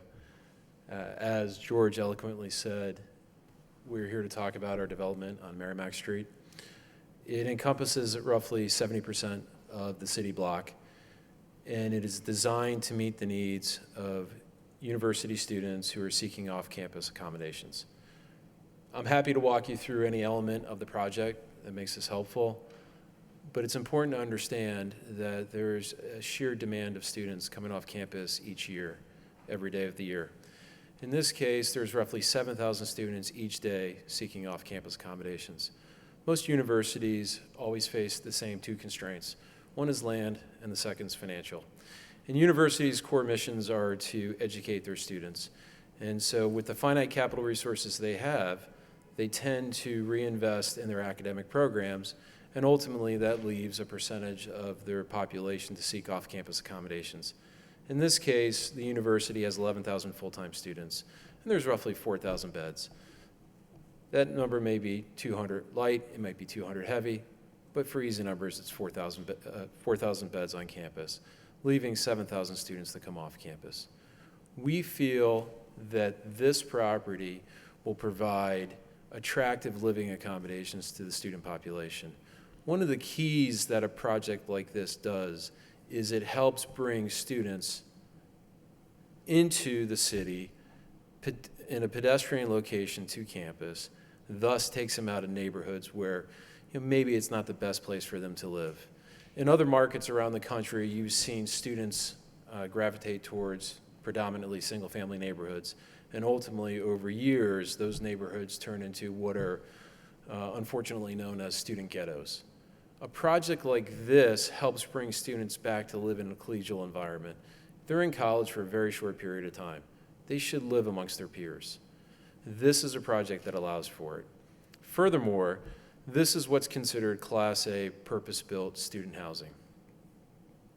By that, I mean it's designed with the student resident in mind. It'll have on-site resources such as study rooms per floor. It will have business centers. It'll have an on-site management team, on-site maintenance. It'll have, each bedroom has its own private bathroom. That's called Bed Bath Parity. You also have one rent check per student covers all of their uses, meaning it'll be furnished, all your utilities in one rent check. Mom and dad only guarantee their child's portion of the rent. That's incredibly important to understand. Traditionally, leases are typically joint and several. So if you're a parent and your child is living off campus, and let's say they live in a 2-bedroom unit, you as a parent not only guarantee your child's rent, you're also effectively guaranteeing their roommate's portion of the rent. Here, the way this is done, each parent only guarantees their own child's rent. It's an incredibly useful tool. One of the things that's important to understand is this is a unique asset class. You're dealing with a resident base that, for the most part, has never lived on their own. And so they need a little support. And this resident base is further complicated by the fact that they're millennials. And the average millennial has grown up with life pretty much being handed to them. The average student going to college today has never shared a bedroom in their life. The average student who goes to college today takes 5.1 years to graduate. I don't know about you, but when I was in college, I had 2 majors, played sports, worked 3 jobs in the summertime, and if I wasn't out in 4 years, I didn't know how I was paying for it. So times are a little different. Students today have different needs and desires, and not to mention their wants. And so as a landlord, you need to understand this. We're not trying to take the place of the university. The university has their own mission. We're here to supplement that. The universities may not agree, but the reality is their students have to go live off campus somewhere. And so in this asset class, it's incredibly important to understand your residents. It's incredibly important to understand how to manage these assets. And so we hire third-party experts who solely specialize in this asset class. Historically, we've used Grand Campus Living. They're a division of Lincoln Properties. Grand Campus Living last week was acquired by Aspen Heights, which was an even bigger company. So collectively, they manage in the neighborhood of 25,000 student beds coast to coast. We currently have properties with them. I anticipate that Aspen Heights will be the property manager of this asset. I've had a great experience with Grand Campus Living. The team that has managed my assets has been brought along. We have experience here in New England. I anticipate that they will manage this asset as well. It's important to thoroughly understand how these properties are managed. A lot of people hear student housing and they think Animal House, they think unsupervised children. If you just step back and think about that project right there, it's fiscally irresponsible for me to allow that property to be turned into Animal House. Just think about the amount of money we need to borrow to build that. Think about the amount of equity that needs to go into that project to build it. My name has to go on the guarantee of that debt instrument. There's no way I can allow that to happen to this asset. So with that in mind, we have on-site management, on-site maintenance. We employ interns to work in the building. We look at student properties as if you're a parent dropping your daughter off. And what do you want for your child? Everybody wants the same things. I'm not supposed to say safety and security. We all want safety and security. We all want cleanliness. We all want basic unit amenities, basic common area amenities. This is a project that does all of that. There are some shortcomings in this project, and they are dealing with parking. There were also shortcomings in this project, and it dealt with commercial space. We've addressed the commercial space. We have allocated roughly 3,000 square feet on the first floor to accommodate needs of the community. We have yet to identify users for those space, but we will hope that the users that will come in will be a complement to our building, but also complementary to the neighborhood. Everything is designed to promote pedestrian access, pedestrian activity on Merrimack Street. If you look at the rendering on the left, what you see is Merrimack Street that has an active storefront feel. And so all the glass on the first floor is designed to let light in and also to allow the outside to see inside. So it looks active day and night. It's also designed to promote access. We want our residents, when they come down, to be walking through the common area space on their way to and from the building. It's important for us to understand who's in our building and when. And that gets to the security side. The building is going to be controlled access. It's going to have key fobs to get into the exterior doors. It's going to have a key fob to get into your unit. If your child were to lose their access to the building, we can electronically shut that off within seconds. We can reprogram them a new one. We can find out if and when it had been used and where. It's also going to have security cameras, and those security cameras are going to be interior and exterior. On the exterior, they're definitely going to be on the corners. We spoke with Captain Kelly Richard. He asked that not only would we do that, but if we would kind of point them towards the intersections, we're happy to comply. On the interior of the building, the cameras are going to be in your high access areas, so definitely in the common area space, definitely in the elevator shafts. Think about those areas. On the exterior of the building, we will have wall packs, exterior lighting. The lighting will be angled in a way to help promote well-lit pedestrian areas as another measurement of security. The management office I mentioned is open 7 days a week. We will have a maintenance manager or a management personnel on call 24 hours a day. We will have courtesy patrol. It's likely that courtesy patrol will be during the high frequent times, which are, we all know when we were in college, Thursday, Friday, Saturday. One of the variances we will be seeking is courtesy patrol not being necessary at Tuesday at 1 o'clock in the afternoon when the residents are supposed to be out of the building in class. Keep in mind, we will have our employees on site during that time.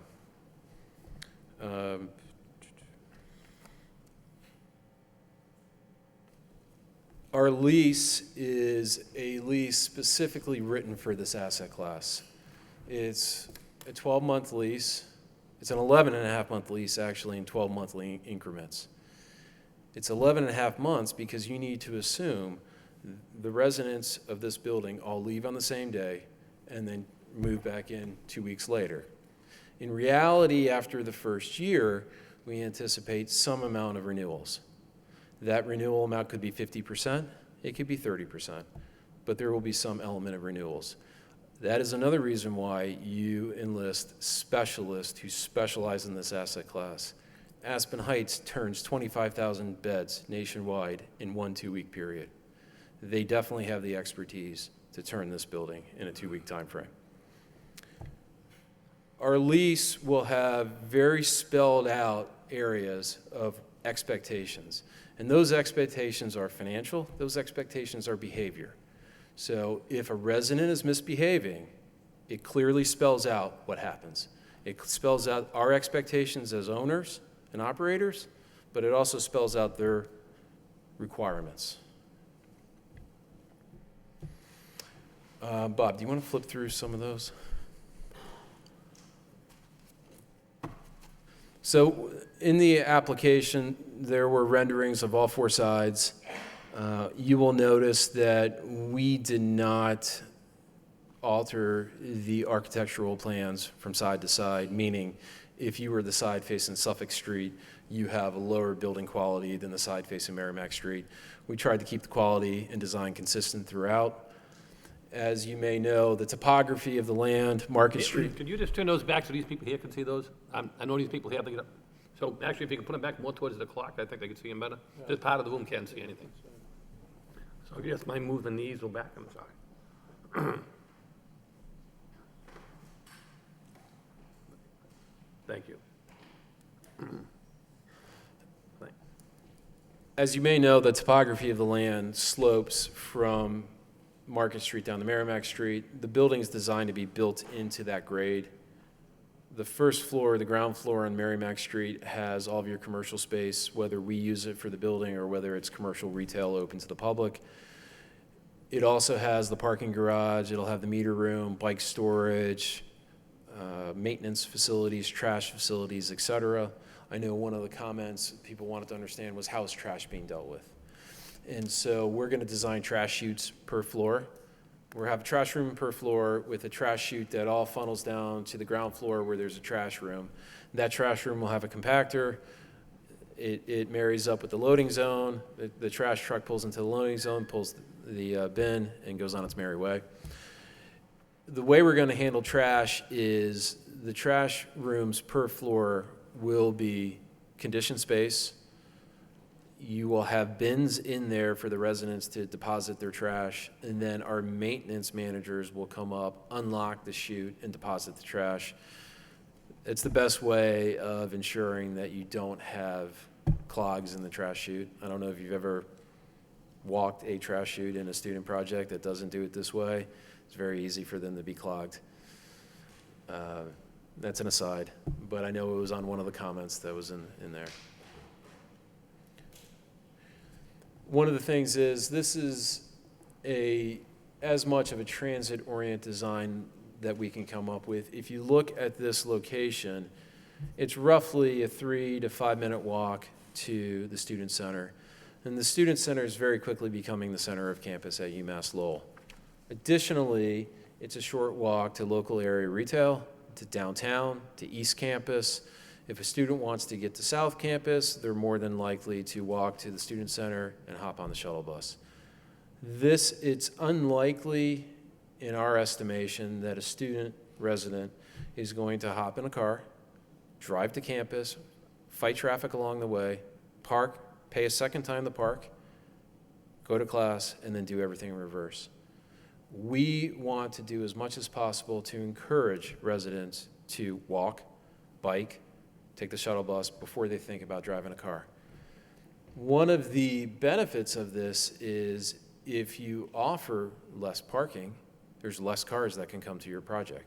If there are less cars that come to your project, there's a higher likelihood that residents are more apt to stay over the weekend And if have to stay over the weekend, they're more likely to spend dollars in Lowell, which is a good thing for all of us. Now, I understand that everybody here is probably going to want to talk about parking. If residents were to seek parking outside of our project, I would assume that and hope that they would adhere to all city rules. No different than an employee who comes to town to park. I've seen it across the country. Properties that have less parking have less people that bring cars. One of the areas we wanted to talk about was bike storage. If you look on the schematic on the left side, in the bottom right-hand corner, is one of the areas we've identified for potential bike storage. We have ample room to offer numerous bike storage areas. Again, we are encouraging ulterior means of transportation to campus in light of our location.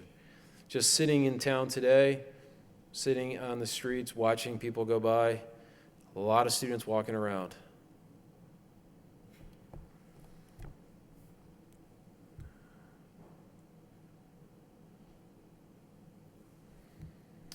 Questions? Not at this point, no, not yet. So, whoever else wants to be heard from the applicant, then I'll turn it over to the public, and then if questions arise, we'll surmise and get back to you. Thank you, sir. The only other item I'd like to mention is that we've had several meetings with staff. Goes back to April. And the comments, we received comments last Wednesday, June 14th, and that Mr. Fideli and his team all worked together to provide answers. It's their intent to provide written answers to staff for all the comments that were made. There were, I believe, 9 pages. And today, we met with staff for approximately 2 hours to discuss those items that were in the comments, to discuss it with them. And the traffic engineer was present. We discussed all the issues that were present there, and hopefully that what we would like to do is to get all this information together to satisfy everything for the city to make this as great a project as it can be. Thank you.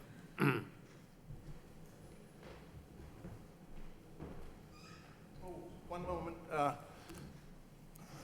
Before I forget, I'd like to ask Mr. Mark Hochran, the president of Jeanne d'Arc Credit Union. He would like to come up and speak in favor. Thank you, George, and thank you for having me here. My remarks will be brief. I just want to give a little background as to why we chose this developer. The credit union's been in the acre for 105 years. That's where we're founded, and we've had a location on Merrimack Street for 105 years. As we've grown over time, we ran out of space in our current location, which is 630 and 658 Merrimack Street. And as was mentioned earlier, we bought the properties across the street from Lowell Community Health Center, tore down 2 buildings, built a three-story branch and office building. In addition to that, we've developed Tremont Yard, which, as you know, is on Father Morissette Boulevard. But the other investments we've made in the neighborhood is we bought the White Eagle, which was behind the credit union, and we bought the French Club, which was contiguous to the credit union. And our effort was to do 2 things. One was to improve the look of the neighborhood. I'll leave that to your own imagination. And the other thing was to round out the site itself that we were occupying to make it more attractive for development. And so after we had done that, we were approached by several developers. And to give you an idea of the kinds of projects that we rejected, there was a gas station, there was a car wash, there was a dollar store type of organization, and there were others. And as we evaluated each one of those, myself and our board of directors all agreed that none of those were uses that either complemented the neighborhood or competed with businesses that were already in the neighborhood. So we shied away from those.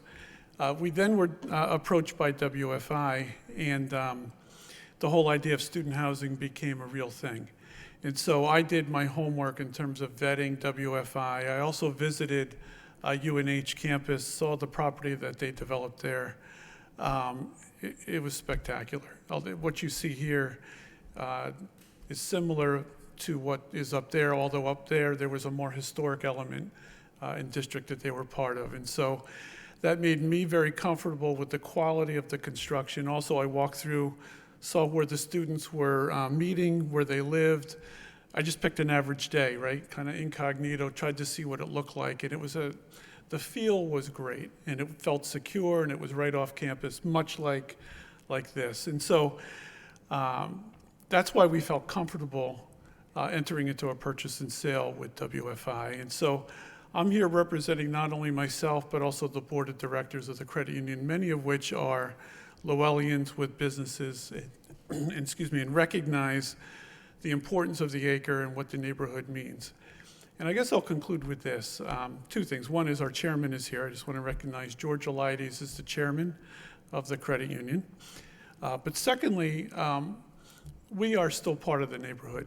And so part of our planning and part of our future thinking is looking at across the street and wanting to make sure that whoever occupies and whoever we sell to will be a good neighbor, not just to us, but to the whole neighborhood. And so this isn't a situation where we're selling and leaving. This is a situation where we're selling and part of it, which is why we're so active in a driver of the Working Cities Challenge. We support that both financially and with time, and why I think this project fits everything that the neighborhood stands for. So I just wanted to submit those remarks to the committee. Thank you. Thank you, sir.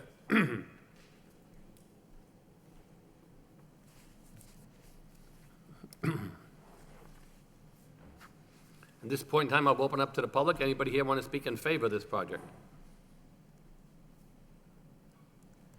In favor? In favor? In favor? Anybody want to speak in opposition? Just step to the microphone, state your name and address, please. Hello, my name is Christopher Natali. I'm the owner of the property at 586 Merrimack Street, currently across from the new John Dark Credit Union, which is a spectacular project and great for the neighborhood. I think the project is a beautiful building and it will be good for the neighborhood. However, my concerns evolve around the parking and the impact of the size of the building and the number of beds and how that is going to impact parking in the neighborhood.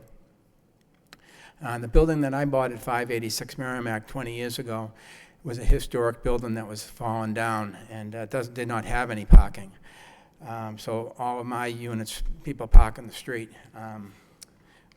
With the math that I do here at 163 units, I think I noticed there's like 90 parking spaces. And with a couple of parking spaces that are going to be designated for handicap use, it gets less than 90. And then with the employees that are going to be there, that's going to gobble up more parking spaces. That's my biggest issue with the project. I'm glad they're going to bring tax dollars, but I'd like to see them perhaps build a parking garage, a two-story parking garage, and put the building on top of that. Get rid of that mixed use, that 3,000 mixed use space. That 3,000 square feet would give you an extra 20 spaces. But to burden the neighborhood with this impact, it's not fair to the people who already are in the neighborhood, and it puts extra stress on those people. I would also like to say that I owned a property on Bauer Street, similar type of property next to Tarsi Poulias, right near the university. A couple of years ago, the university built the parking lot, and they changed Bauer Street from two-way to one-way, and they got rid of one of the streets. As a result of that, now I'm a first-hand feeler of what impact parking can do. So now I have a building I manage. I have no vacancy, although this building I can't fill. It has been empty for 3 months because of the parking situation. So I think with although it's a handsome building, the parking isn't enough to substantiate that. So I think it's going to really put a financial burden on, and also an impact on the existing owners of abutting properties. So Those are my concerns. Thank you, sir.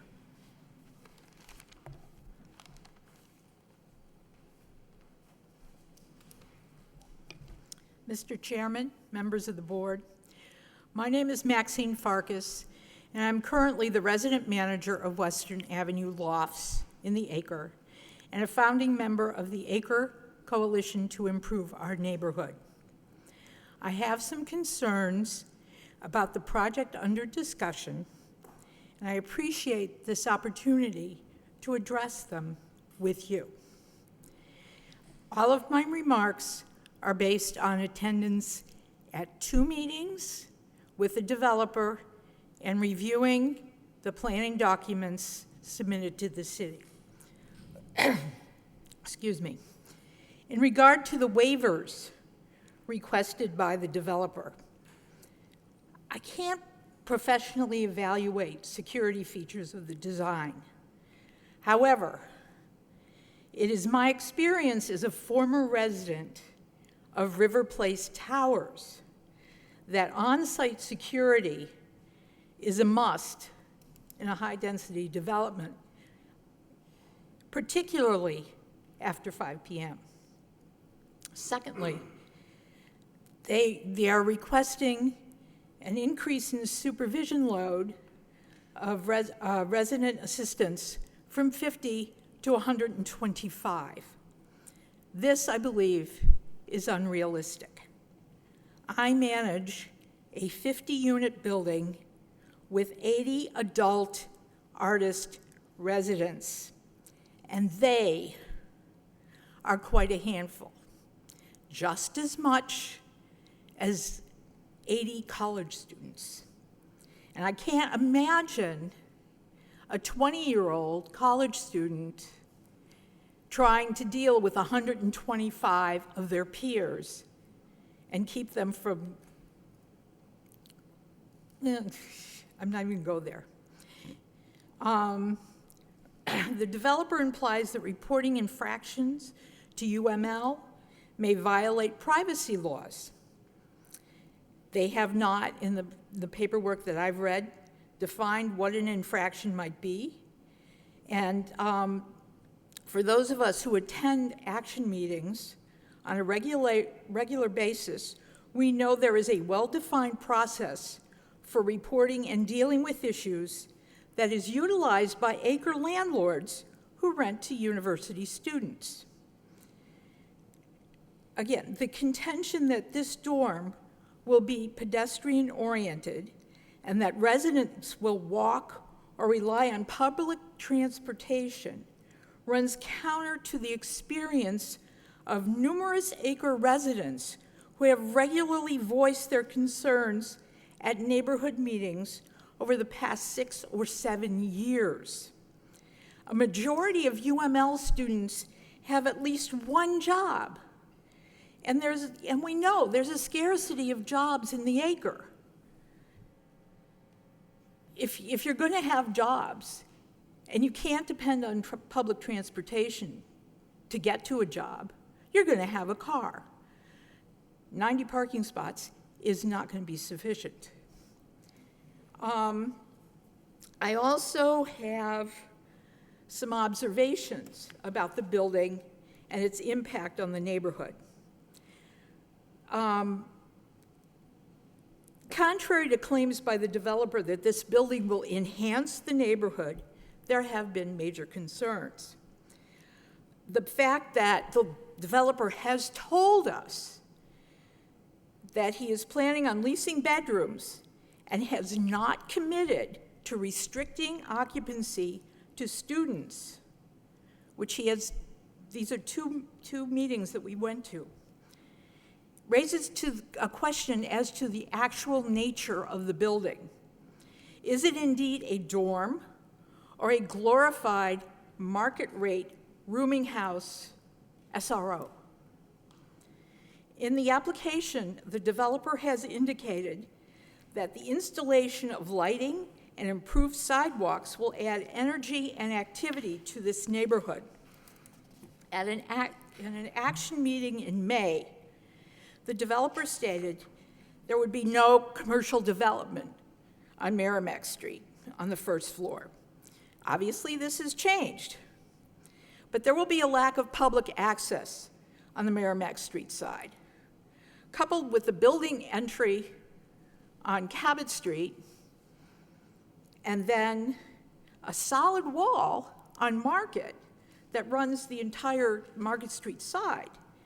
This creates, in essence, an almost block-long, 6-story fortress that will most likely hurt rather than energize the neighborhood. The application states that the project will pull students out of the predominantly family neighborhoods in the city. The residents of the acre who reside within a 5-block radius of this project were a tad chagrined to discover that they don't live in a family neighborhood. The impact of putting this 466-bed project in the middle of this area will have a much more profound effect on the area than the current practice of converting duplexes and triple-deckers, which allows integration of students into neighborhood life.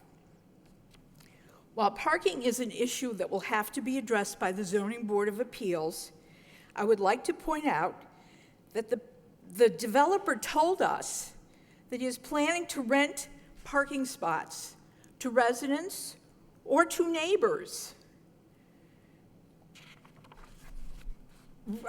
He told us that parking would not be included in the rent. It would be separate. The neighborhood is already overburdened by the number of UML students who park on the streets rather than pay for parking in university lots. It is likely that the residents of this project would do the same rather than pay for building parking. And the issue of visitor parking is not addressed at all. There are those that contend that this project is better than the vacant lot that exists now.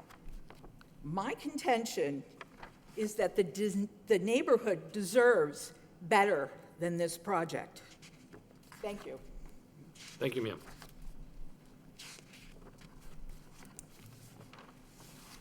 Anyone else? Please come to the microphone, please, and state your name and address. Good evening. My name is Frank King. I'm the owner of 463 Merrimack Street, next to the Sovereign Bank.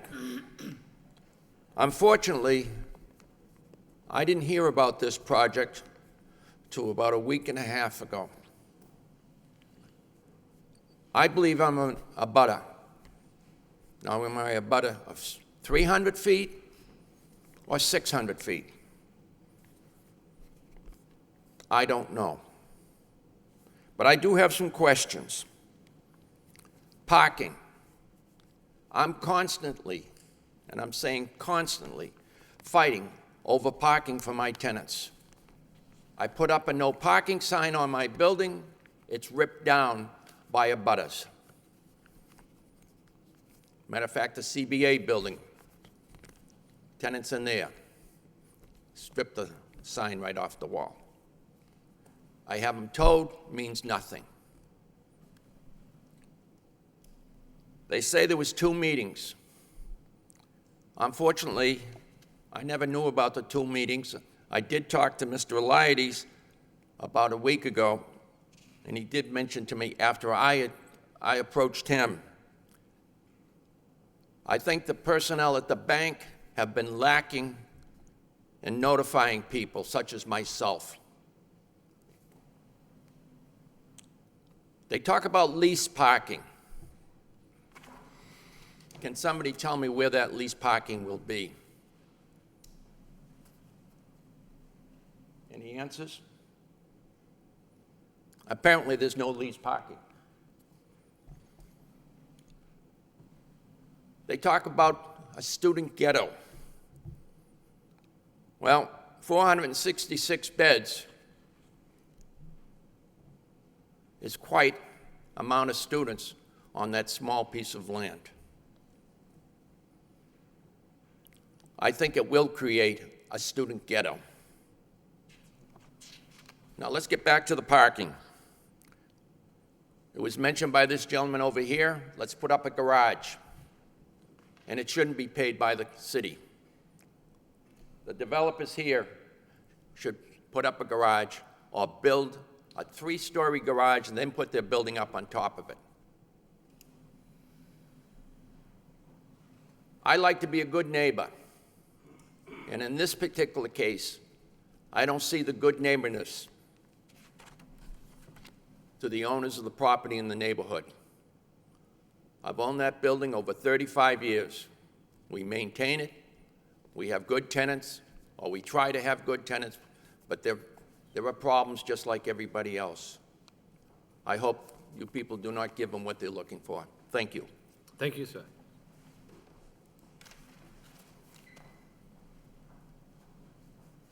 Good evening, members of the board. My name is Suzanne Frechette, and in full disclosure, I'm not related to Jerry. So I was born and raised in the Acre. Lived there at a time when there was something called Little Canada. I've seen the Acre grow and change, and frankly, during my professional career at CBA, I've spent my entire career hoping for a better place for the residents, which frankly, I didn't hear a lot about tonight. I heard about students and lovely housing and security and not enough parking. I didn't hear about the 550 apartments next door in North Common. I didn't hear about the 267 people who live at North Canal. I didn't hear anything about Ashambo Towers. And I want to hear about that. We talk about Upper Merrimack Street. That plan's been in the works for more than 10 years, and now we have working cities. We talk about students wanting to go downtown. We talk about commercial space. I don't still hear a lot about the residents, but what I do know is this. We never want to create short-term solutions to create long-term problems. We already know parking is an issue, and I'll share with you that when I started at CBA in 2009, I parked my car, I was lazy, in front of the building on Moody Street, despite the fact that I had a parking lot that I could go to. Within a year, I could never get a spot anywhere unless the summertime came. We couldn't have meetings, we had to provide them with resident stickers, no place to park, and that's on Moody Street. And frankly, if I wanted a spot, I'd have to go down where the Pastime Club is, 3 blocks down. Parking is a mess. And I know this gentleman is talking about CBA residents taking down the signs. They themselves cannot have friends over, no visitors. They can't park them in the lots that belong to the property, and they can't park on the street. And this is on Moody and on Merrimack. The lack of commercial space. I went to the meeting in May. I was actually pretty out there with my impression of this project, and I asked about commercial space. Where does this benefit the residents? Can you help me? Frankly, Mr. Cochran, I don't have a problem with the dollar store. At least I know the low-income residents that live in that neighborhood could actually go in a dollar store. They may get some benefit from that. The number of students. The magic number, sir, for parking is 466. Each one of those students will have a car, or at least half of them. That is a huge number. 99, and then I didn't even think of staff or handicap spots or any of that. That's a huge number to absorb in the neighborhood. More than 150. I don't even think it's possible. And then I'd like to speak a little bit to the students. I'm a Lowell resident, as I said. I know lots of students who don't live on campus. Perhaps they're part of that 7,000. Why don't they live on campus? They live a mile away. They live a half a mile away. Who is going to pay for a dorm absorbing additional financial costs when you can live at home with mom and dad? So frankly, I'm not sure that that need is there, but I'm not the expert. I just know what I know in terms of my friends and family who live in Lowell and go to UMass Lowell. I would like to see a lot of different things there, but this behemoth, this large building that has nothing to offer to the residents on either side is not what I want to see. And lastly, I would say, across the street from there is a local bar that we hang out in. If you were that owner, would you really want 466 underage drinkers living across the street? I don't think they want that burden either. And in closing, I would ask that you deny the variances that are being requested tonight. Thank you. Thank you.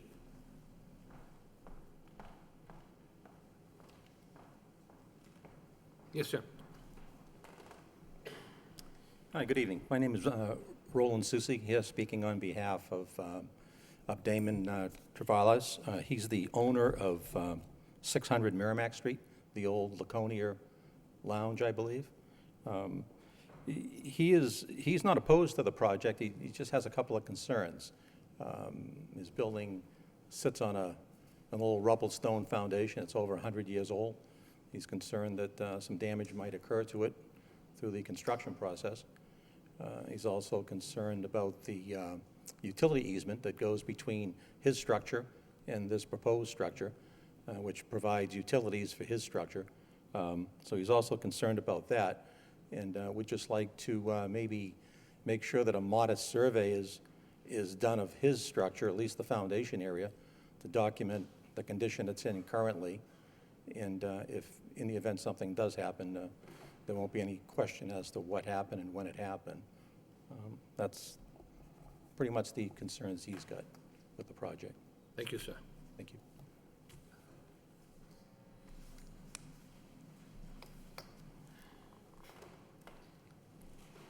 Good evening, everybody. My name is Dave Willett, president and founder of the Acre Neighborhood Group Action, Acre Coalition to Improve Our Neighborhood.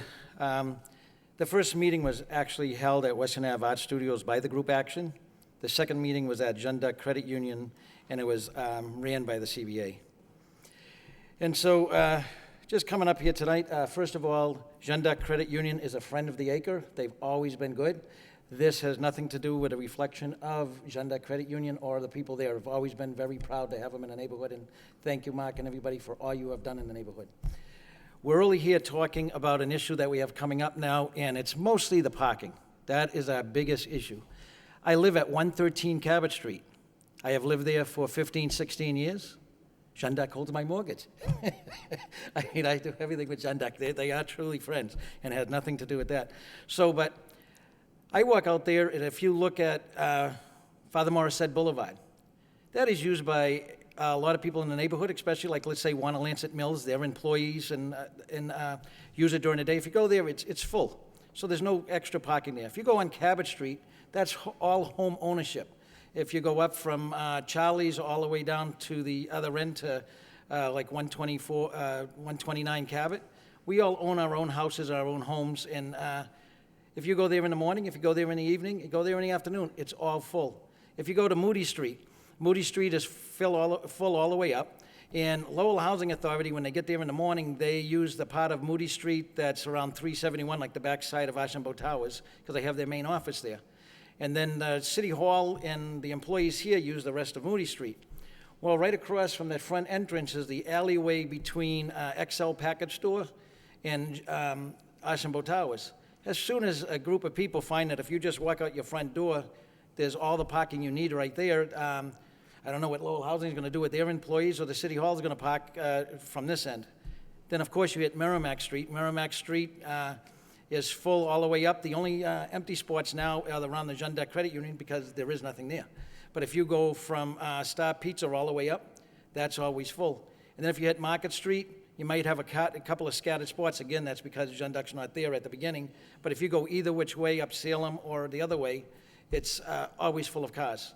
So even a small, minute amount of extra vehicles there will just detriment the neighborhood. It could cause businesses to close. It's not gonna help. Like if you're trying to pull over to Bonnie's or you're trying to pull over to someplace to eat, Star Pizza, if there's no spots, you're gonna just start going by it. And also where it is, even if it's pedestrian traffic, if you go to that area around 4 o'clock, I don't know if anybody lives across the bridge, but from 4 o'clock to like 6:30, it's a parking lot right in front of that building all the way up to almost City Hall here. You add 466 people there, even if they're crossing at the lights, even if they're walking back and forth, that's going to detriment the traffic right there also. And then also the cars trying to enter and leave Merrimack Street side right there. It would have been better if the parking would have been figured for the backside of Market Street, where it would have been less detriment to the neighborhood. But the layout that it is sitting right here, it's not in one of the best places it could have been. The other one was commercial. Commercial is mostly internal. Their commercial space they talk about is mostly the leasing office, the gym, and the club room. Through some of the conversations they've come up with that we might have a little community space. There could be something like that, but the problem is that if you look at the building, and I still have yet to really get a good look at the backside, but the backside is along Market Street. And right now, if you picture yourself walking down Market Street, you leave Cody's and you're coming towards downtown, and that's what we want, more access to downtown. So if you're walking by the back of that building, you're going to have a 6-foot wall, windows up to here. The only in and out you're going to have there is the garbage room and the the people, that's where they're gonna load and unload from. So you're gonna have the whole length with no real access. You go across the street, you have Lowell Housing, but that's where that wall is, along Market Street. And then the parking for Lowell Housing on that side is on Adams Street. So it's gonna be no man's land for a whole block when they're done. Sure, there'll be cameras and lights, but if you're a person and you're running into an issue right there, who's gonna come and save you? Who's gonna get to you fast enough? There's not gonna be no doors that anybody can just run out to get to you or anything like that. And historically, that side of Market Street going to the corner has always been an issue with some crime, some drugs, and right there in that area. So if anything, you're given more of an access, more of a hidden area right where we don't need more of a hidden area. So that, again, it would have been great if it would have been thought about in the neighborhood and actually added businesses to that area also. And then when a lot of people say, well, what are we going to do, businesses? Why do we, they're not going to fill that. That's the acre. The acre is known as one of the most areas in the city that's held its businesses for the longest time. You have Market Basket, Kelly Sheet Metal, the Candle Spot. You keep on going. Cody's Market is 100 years old. Olympus Bakery is 100 years old. We have the most 100-year-old businesses in the acre. Jeanette Credit Union. So right now, if you look in the acre, there is not any open storefronts unless if they're there for a reason. Like the El Cara building, he's renting the parking lot to Ocean Garden. The apartments upstairs he doesn't want to bother with, so that's closed, and it's a reason of the choice of the thing. So we desperately need storefronts in the acre if you look at it. And that's part of our challenge. Somebody brought up Working City Challenge. Well, since they touched it, it's part of our plan. We're supposed to have businesses and make it comfortable to walk from here to downtown. If the only business is basically their business, it's not really reaching our goal of what we're really looking for. And then they also said, besides renting to students, they'll rent to anybody else at 2 meetings. So I said, well, what happens if you can't get students, which we'll reach on in a little bit? And they said, well, we won't leave it empty. And the other one is with the RAs, trying to go from 1 per 50 to 1 for 25. These are college students. And the problem here, too, is it's transient. So every year it's going to change. So if they do a great job like they say they're going to do, and they get 466 students to comply, June, July comes. They're gone. Guess what? In September, we start this all over again. So all that training process, year after year after year, we're going to be having our neighborhood. And it goes back to not enough parking and parking not tied to rooms. They've also said at the meetings that the parking is not tied to rooms. Anybody in the neighborhood can rent. Well, if you still don't even have enough parking, how is it going to be ran like a business? That shows that it's pure business, that they'll rent to anybody and everybody else. So if they get 50 people to rent, that's well and good for them, but that's more reason why people will park on our streets in the neighborhood. The thing I don't understand, if it matches the building area like Archambault Towers, they can go up 7 stories and add parking. But to save money, they are putting the burden of parking on the neighborhood. It would have been a lot better if in the plans they would have added an extra floor, which would have added a lot more parking. We probably wouldn't be so far into this like we are right now. And I already did that one.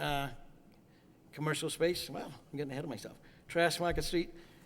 And then the other one, too, is I look, there's no pullover, no pickup, no drop-off. So even if somebody orders pizza, somebody orders this, somebody orders that.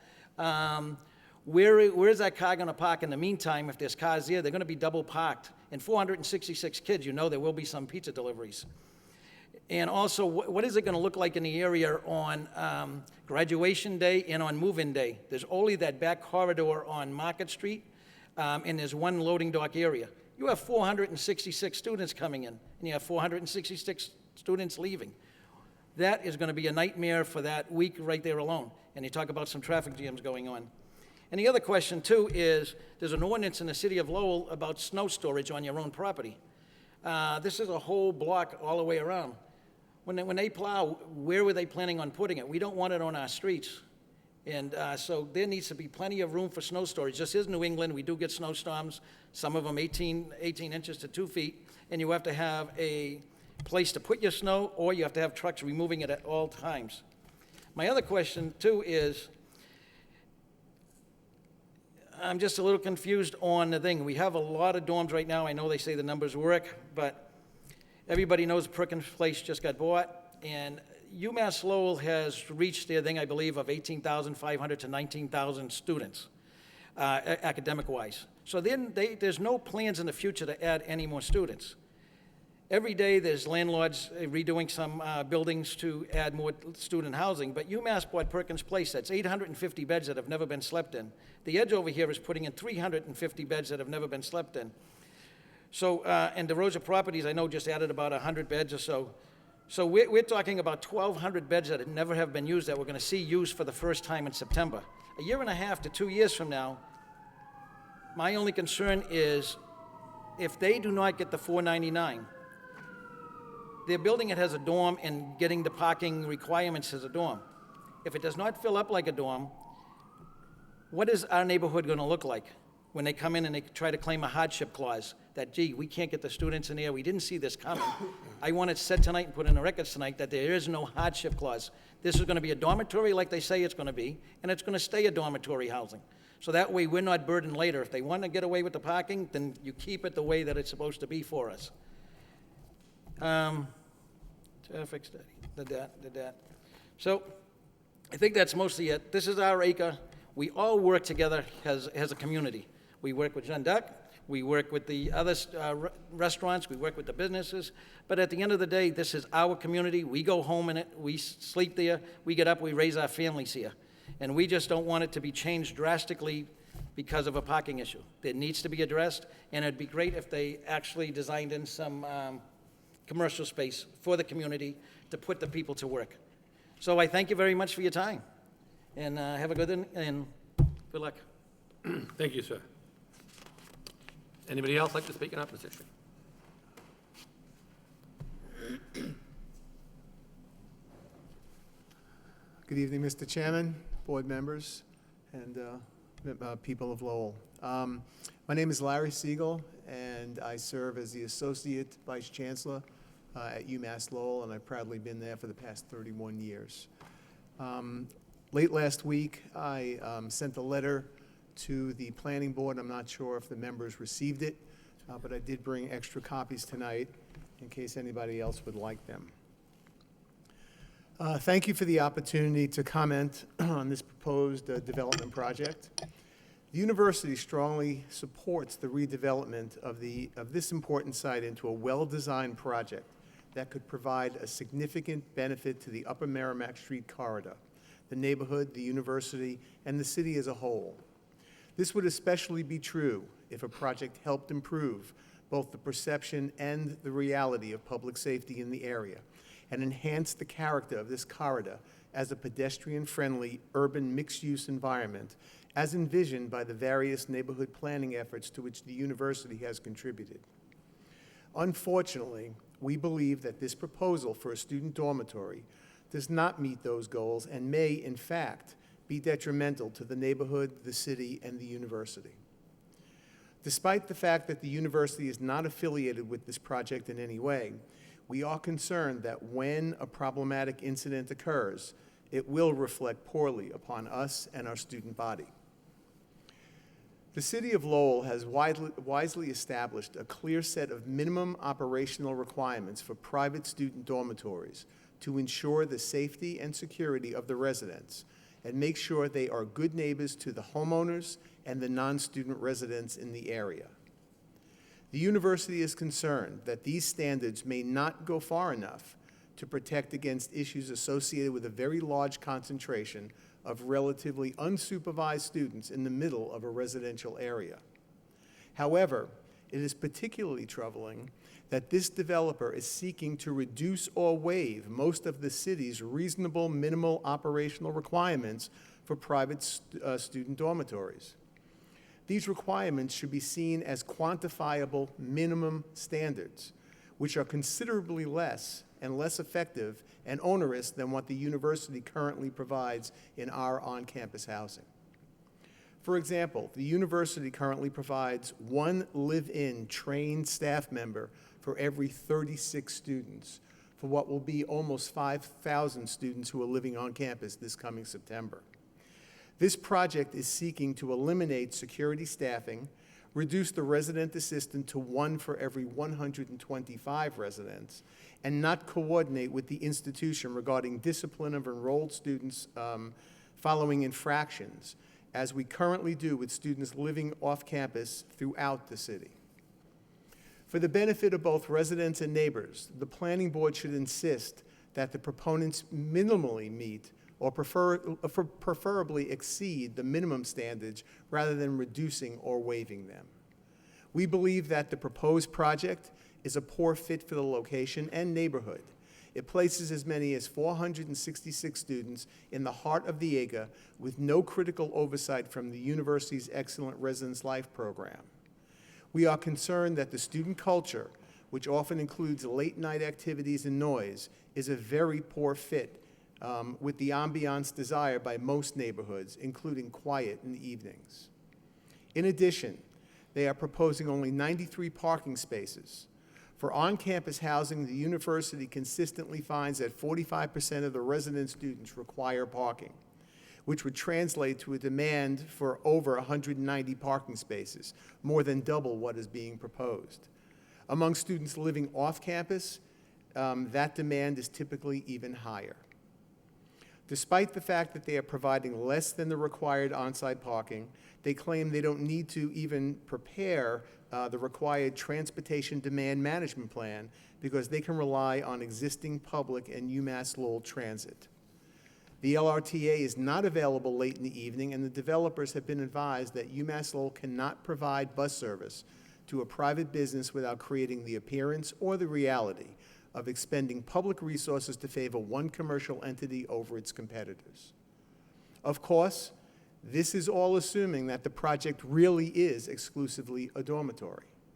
Based on the university's detailed master planning, there is no indication that sufficient demand will exist to support this project, especially given that the university expects to curtail its enrollment growth in the coming year and plateau about the same time that this project would open. It is much more likely that this property will function as another private apartment building in the city that rents some of its units to students, as one resident mentioned, a rooming house. If that is the case, the planning board should insist that the proponents reapply to permit it as such and comply with the applicable regulations, including parking and dimensional requirements for units that are designed to ensure compatibility with the surrounding neighborhood and minimize hardships on the area and the businesses. Thank you for the opportunity to speak, and I'm happy to address any questions you may have. Thank you, sir. Anybody else like to speak? Anyone else? Yes, microphone, please.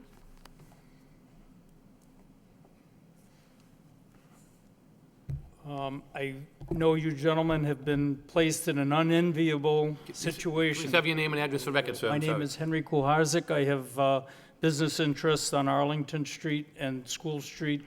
I rent to students in the city. Thank you. I'm a little nervous, That's okay.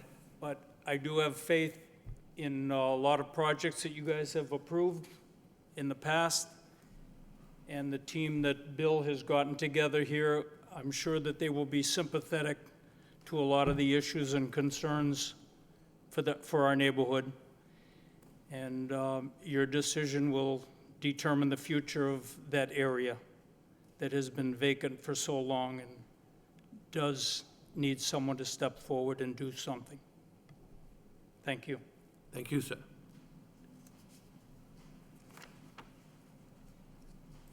Anyone else like to speak? Anybody else? Anybody else? Not this time. I'll turn it over to any of the planning board members.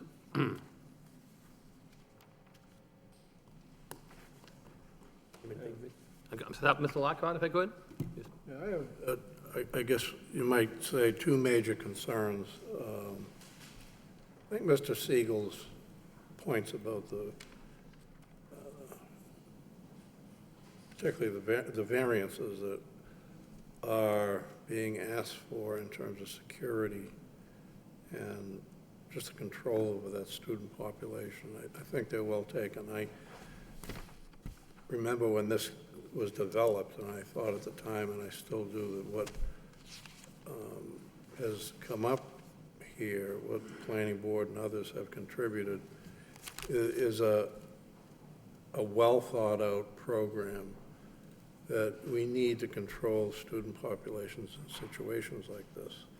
So I have a real issue with what you're asking for here. I don't see your justification for that, and have a hard time supporting the project for that one reason and others. I'm also concerned about, there's a number of issues here, but after listening to the testimony here tonight, the impact of a building like that in that area in general,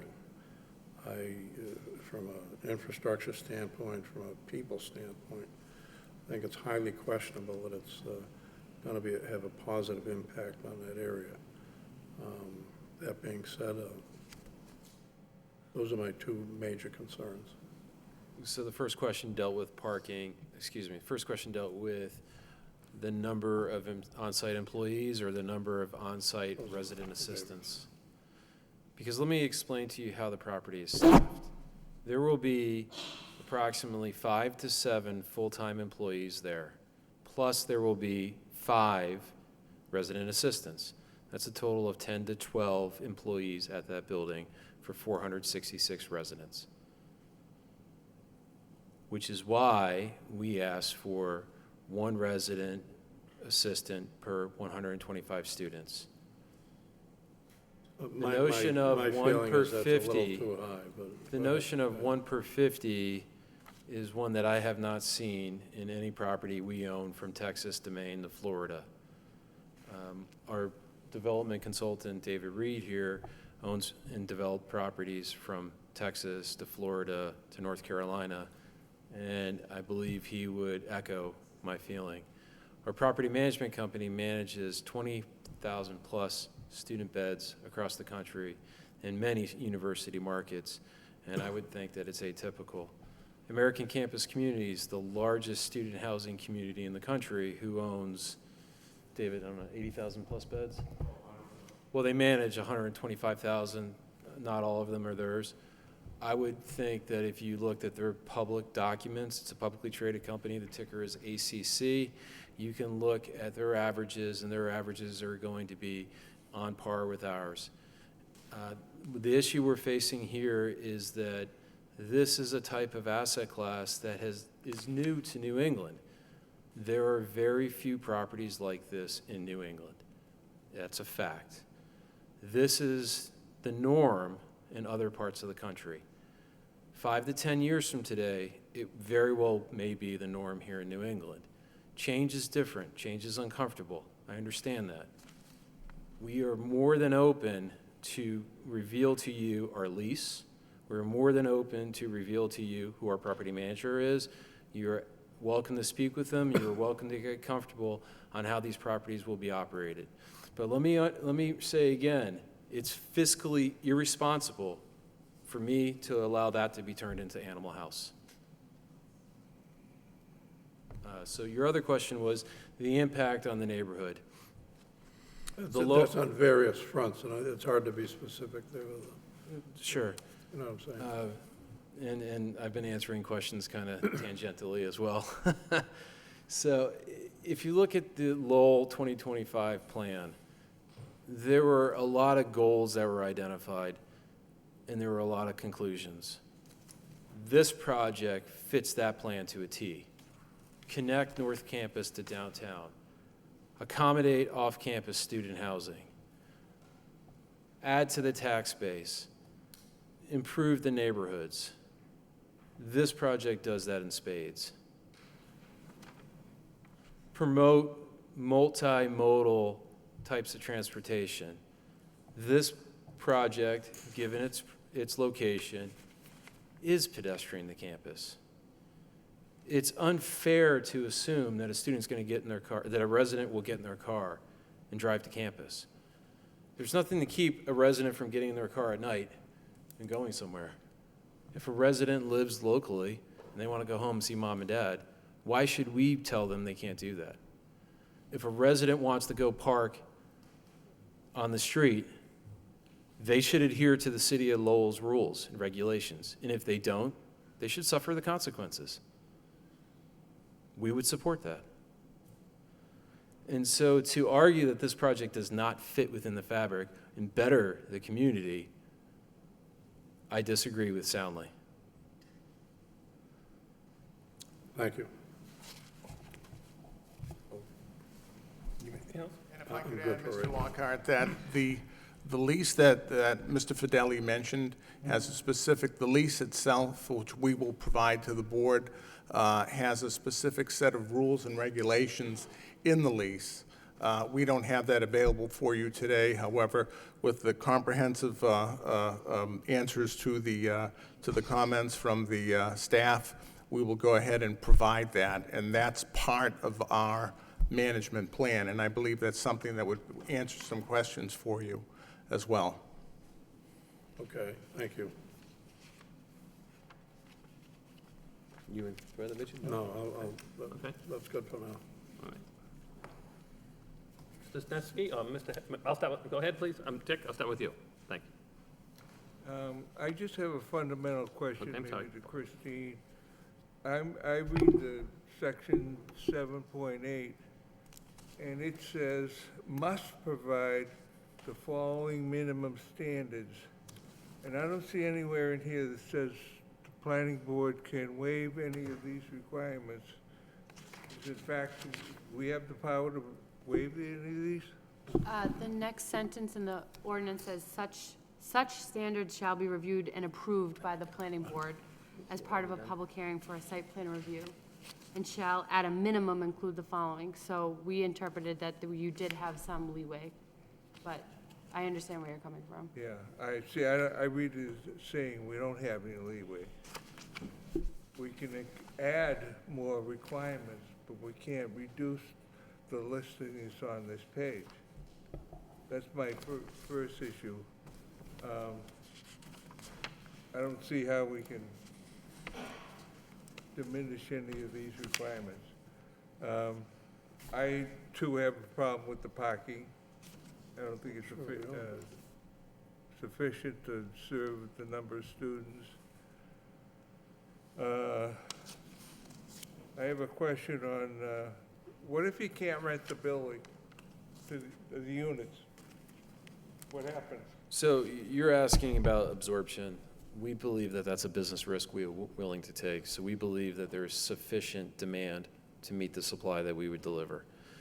If there's a situation where we're unable to meet that demand, under the zoning can be met from university students, people who go to a convent, employees of the university. So just looking at student demand at the university, we feel that there is sufficient demand to meet this. Therefore, it's a risk we are willing to take. I've heard various comments about you're gonna rent to people other than students. Mr. Malovich, it would make it very, very clear, and I touched upon it in my introduction, that this is permitted as a private dormitory. And under the definition of our zoning ordinance, we are strictly able to rent to university students. And that is the way this is going to be permitted. That is the use that we are asking for with our special permit. We are not going to be renting this to anybody other than how it's defined in the ordinance. And it's defined,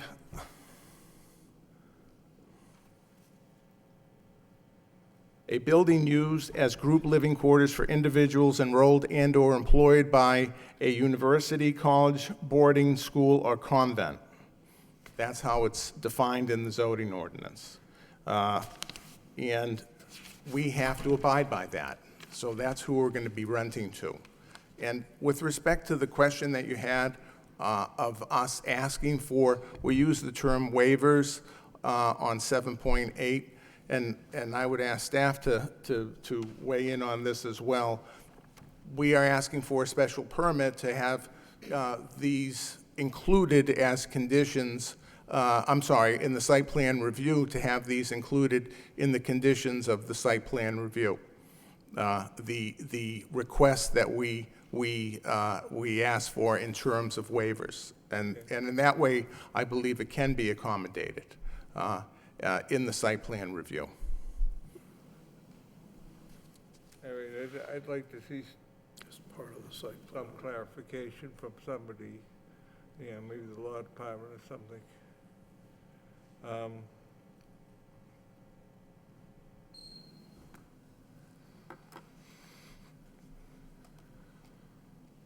That's it for me right now. Yeah, thank you, Bob. Dick? Questions, comments? Yes. Reference has been made to the master plan and the upper Merrimack Street corridor, and your comment of adding some commercial space. Could you define that a little bit further as to what you would foresee putting there? Is that commercial space going to be it restaurant, be it shops, or is it for use just for the project? So Bob here has the first floor layout, and as you'll see on the right-hand side on Merrimack Street is approximately 3,000 square feet designated for commercial retail space.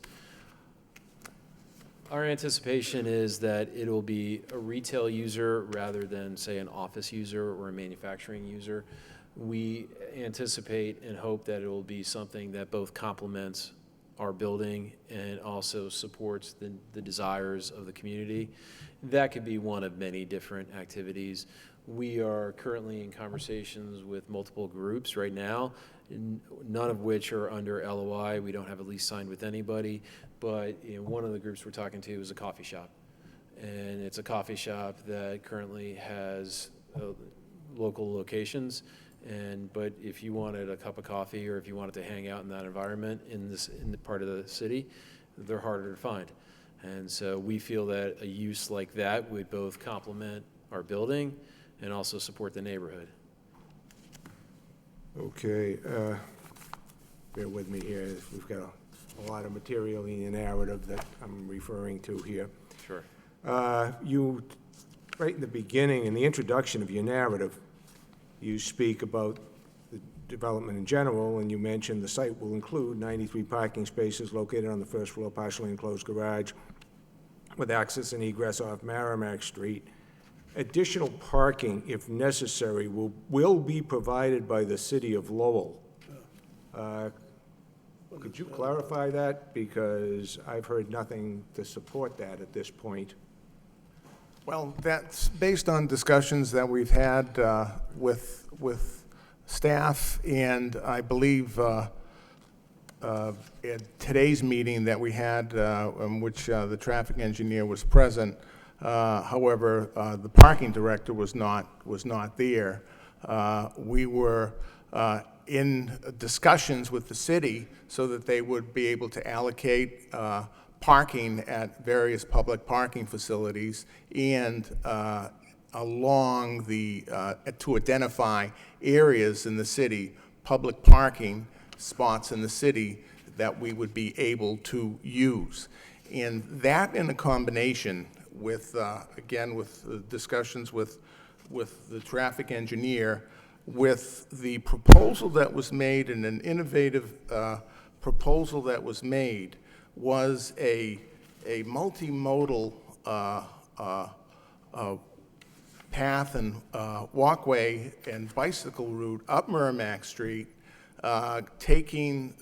going down Decatur Street, and then going up what is called Decatur Avenue, which is in between the buildings, and that leads directly to University Crossing and directly to a university bus stop that, again, would take a student anywhere within the university system.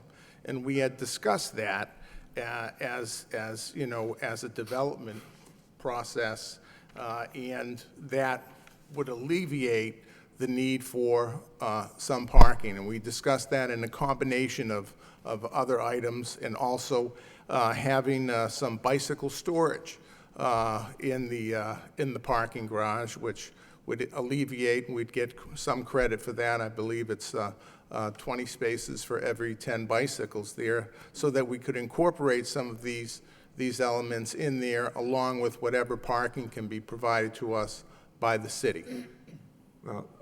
all I'm reading, I'm reading this and I'm looking at the regulations, and basically you are requesting a 60% reduction in what the zoning calls for. Right, it would call for, actually, it would be a 50% reduction of the parking if we had spaces available from the city, which we're looking forward to receiving those.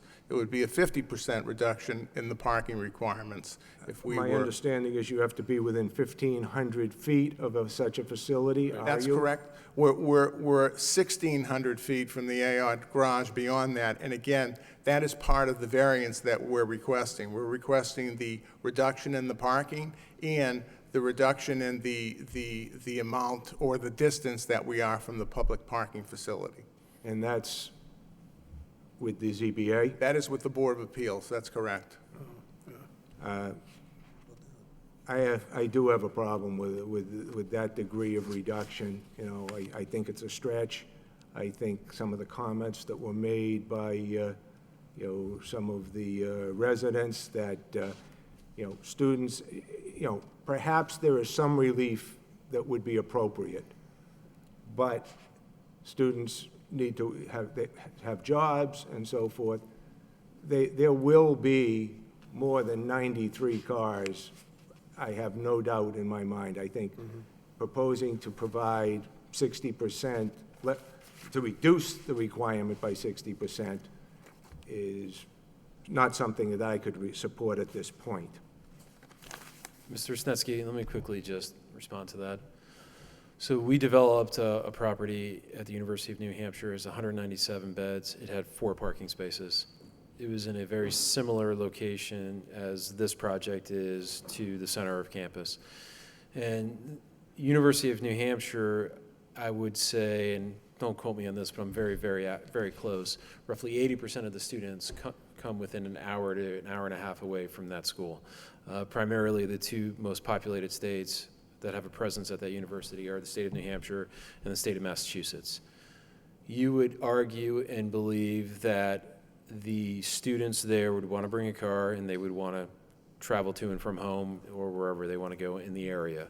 Again, we had 4 parking spaces for 197 residents.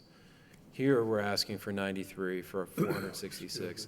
It is a substantial reduction, but the point I'm trying to make is we promoted, encouraged, and the city agreed with, and we constructed a community that relied heavily on bicycles, walking. We even did a traffic study, and the traffic study concluded that nobody would drive from our property to campus. And it was roughly the same distance that we're in here. And so that's why we're in front of you saying that we think that this is within the best interest of the city. We think it's within the best interest of the community.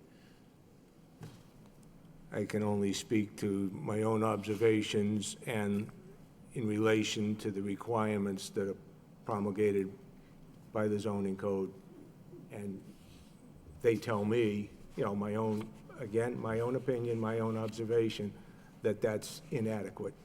Yes, it was similar in Durham. There was a zoning code. We did receive a variance. And again, we had 2% coverage. Okay. Well, we're not going to settle that right this minute, obviously. Another question that I have, and that calls for the transportation plan. And it states that if you are greater than 2,000 feet from an academic building, you're required to submit a transportation plan. Have you determined whether you are in fact greater than 2,000 feet from an academic building? Yes, in fact, we're 1,700 feet from Ames Hall, which is an academic building focused on nanotechnology. Which one is Ames Hall? Ames Hall. Torn down. Ames, A-M-E-S. That on North Campus? It's actually on East Campus. On East Campus? Yes, it's a nanotechnology building. If I knew more about that, I'd be able to describe nanotechnology to you. Oh, okay. The Ames building, okay, wait a minute. And that is, in fact, an academic building. Yes, per your zoning code, it's a building primarily used for academic or research use. Ames is a research facility specializing in nanotechnology and other types of physics applications. Okay, I was unaware of that one being an academic building. It's not Ames Hall, it's the Ames building. That's the former Ames Manufacturing, I believe. Mr. Theodoro, would you recall that? Is that the building down there on Perkins, right, directly next to the Perkins Lofts? Yes, okay. All right, that so that answers that question. Okay, again, with the security regulations that were brought up by others here, again, you're looking for a reduction of 60% on that as well. Number one, there's the question that, Christine, I think we would like to know from the law department what the interpretation of that is, if we in fact have any latitude in diminishing that. And B, I think, again, a 60% reduction is a stretch. So it's a moot point until such time as we find out whether we can even legally reduce it, at this, in this part of the process. What I will just comment to that is to ask you to look at it holistically. As I mentioned, we have full-time employees. We also have our resident assistants. We also have a 24-hour call service. We also have security services and patrols. You're asking for duplication upon duplication upon duplication without giving credence to the fact that we're going to be using technology in the terms of security cameras, controlled access to the building, and such to enhance everything that we're providing. Having a security officer just sitting at a desk and checking people in and out versus having a controlled access building, security cameras, and then full-time employees, some of which may live on. All of our resident assistants will be required to live in the building, so that would be 5 resident assistants for 466 students living in the facility, or else they cannot work there. And so what I would ask is, if you look at our property management plan that we will be submitting, I would be more than comfortable with you speaking with our property management company to get comfortable. A lot of this, I think, comes back to the newness of all of this. And we're asking for change because what you're used to are the current housing stock that's in the city, and what we're proposing is very different to that. And so it's changed, and I understand it, and I'm open and happy to walk you through all of it. All I ask for you is to look at it with an open mind. Okay, and that's fine, but I did do a little bit of inquiry, and this was originally promulgated to parallel, the university when this was written, and that was the intent with which these regulations were written, is my understanding. I was not on the board at that time, but in asking some questions of others, that's my understanding as to why that was promulgated in that fashion. So again, it may be a moot point depending on what the law department has to say. So we'll let that one rest for the moment as well. Mr. Snetsky, if I may introduce myself, my name is Howard Levin. I'm an attorney who's also a member of the development team. I just want to make a couple of comments here. The objective here with this project is to meet or exceed all of the security and management requirements that are intended by the bylaw requirements. And I think you're absolutely correct in pointing out that those requirements are based upon requirements that are common in older style dormitories. And I think that the essence of the point that we're trying to make here is that the measures that we will use today in this day and age in 2017 offer a higher level of performance than what was available 5, 10, 15, 20 years ago, and is still not uncommon in older style dormitory buildings, but a state-of-the-art building that is purpose-built for students, highly electronic, very, very secure, multiple security systems within the building requiring identification, as well as photographic security far exceeds what is typically, certainly the kind of dormitory I went to when I was at UMass Amherst, and is still really state-of-the-art, and you don't see it in very many dormitory buildings yet, certainly in public dormitories. Private dormitories, they're just beginning to come out. And it's based on a great deal of experience that this team has in developing dormitories throughout the country, and in partnership usually with local universities who are very much in favor of providing student housing alternatives to their prospective students, partly as a marketing technique and also to alleviate pressure on housing within the surrounding community, something which I understand has been experienced in Lowell. And just in terms of the board's authority, and again, I will defer to staff advice on this, I believe it's inherent in the special permit granting authority under the statute for the board to be evaluating how the applicant is complying with the standards as they're enumerated. And I would urge, as is often the case in permitting processes under Chapter 40A, that the board take into account the fact that different techniques are being used to accomplish the same objectives and the same baseline requirements that are articulated in the zoning by the zoning code itself. Thank you. So at this point, you know, I've raised the concerns that I have.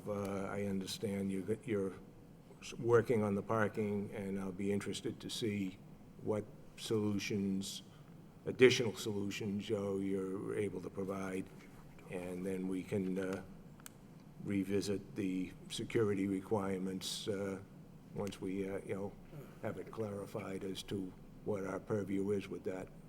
So at this point, those are the only comments I'm going to have. Thank you.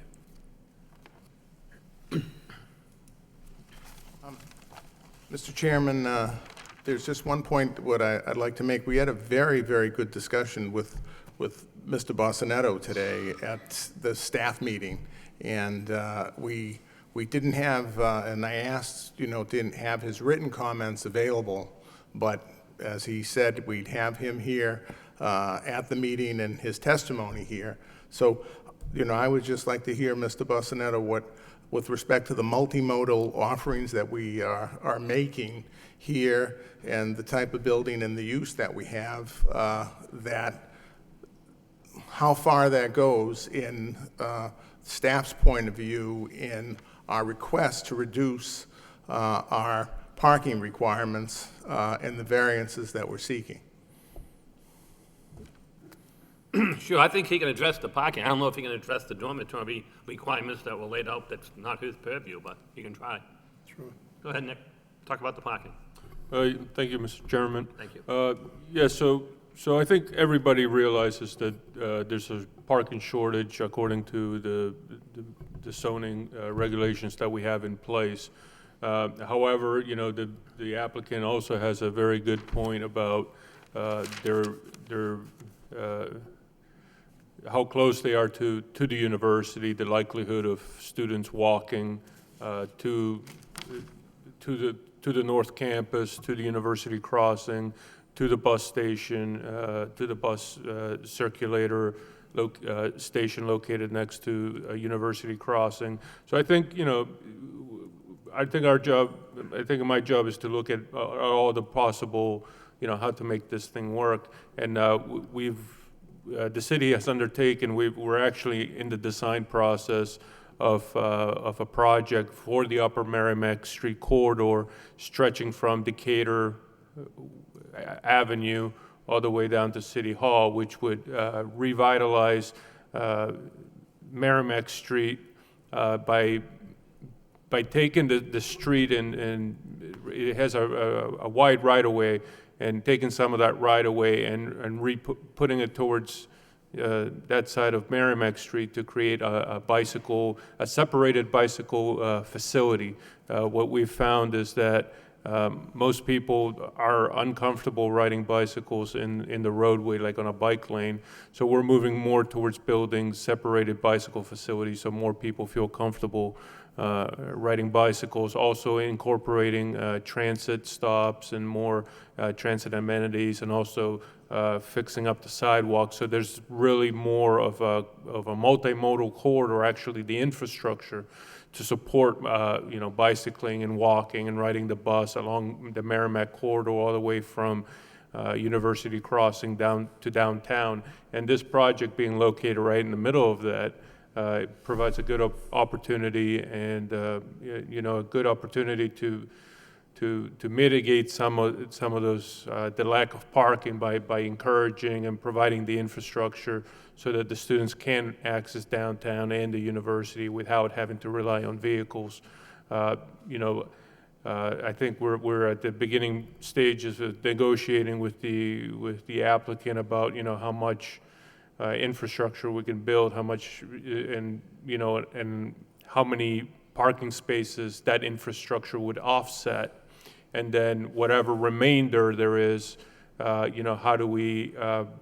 does the city maybe allocate some spaces along metered spaces, and also creating a residence parking area for the Acre neighborhood, which would exclude this development, so that it would be residential parking, but this development would not be eligible to receive the stickers. That way, if somebody parked in the neighborhood for Cabot Street or Salem Street or Moody Street, like some of the streets that people were saying are very crowded, so that would not only help alleviate the parking from this development, but also from some of the commuters who come into the university every day and just park in the neighborhood to avoid using the university system.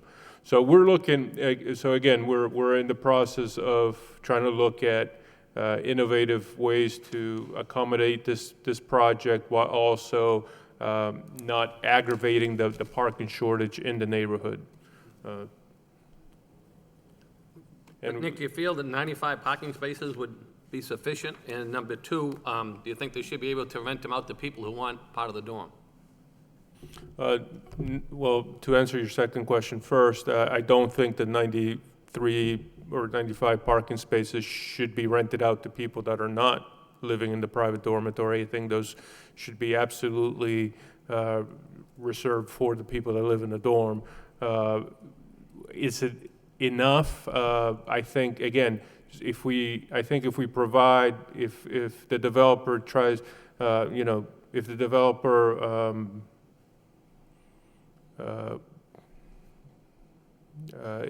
what's the word? Contributes towards building that multimodal infrastructure, I think you start providing a realistic means to offer an option, and then again we'll look at how many parking spaces they're still in shortage of and try to accommodate those with in either in metered spaces or in garages. Mr. Chairman, at that meeting, we were very supportive of tying the dormitory into the Decatur Avenue.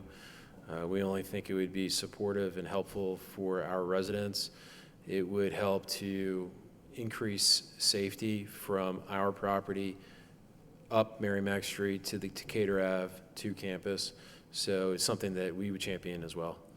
Another thing to keep in mind is when we were to construct this project, we would be redoing curb to curb on all sides. So we would tie all of that in.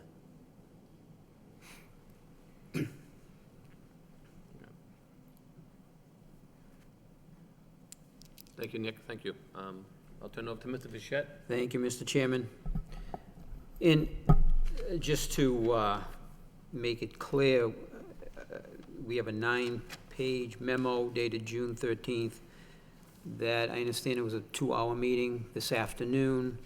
So we have no written responses, nothing to review, a lot of concerns, many of which were mentioned here this evening. So certainly there will, for me, I will not be voting on anything here this evening other than a continuance. But I just want to clarify a few things here.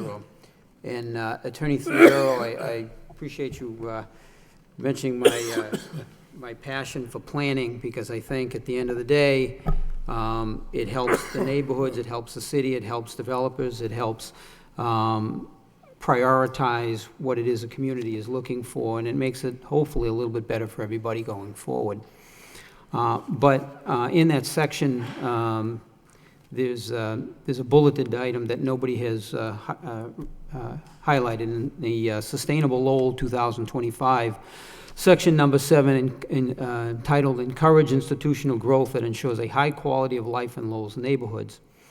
The third bulleted item is support the development of denser, higher residential development with retail uses at street level as a means of concentrating student retail and employment opportunities and encouraging construction of off-campus housing with sufficient parking, thereby reducing the impact on the neighborhood housing market. Paramount in all of this. And I think even to what was just described from Nick regarding the meeting this afternoon, we're way off from establishing that at this point in time. We really are. I think we're miles apart right now. And I think that everybody's testimony we heard here this evening, the number one concern was the parking. And my concern with these developments, and even when we put these on the whole idea of a privately owned dorm on the books to have as an option, is we have a couple of these that we've approved. One of those, Marginal Street, had a lot of parking. We have associated parking with the university. The project under construction right now, River's Edge, you walk right out, there's a city parking garage, and arguably the John Street parking garage is fairly close.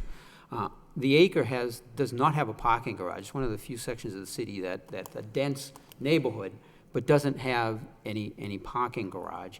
So if in fact, and I appreciate and I respect the expertise that you bring to the project, but if I look at the concern is that if this is not successful as a dormitory and there's pressure to privatize this as rental housing, we really don't have a lot of options within that general area. And I would hope it's the sincere intent of the university with appropriate development of private dorms that when this was first on the books, when we first put this on the books, it seemed like it was a harmonious venture in understanding that these dorms would be serving students of the university. The university would not be having a need to build additional dormitory.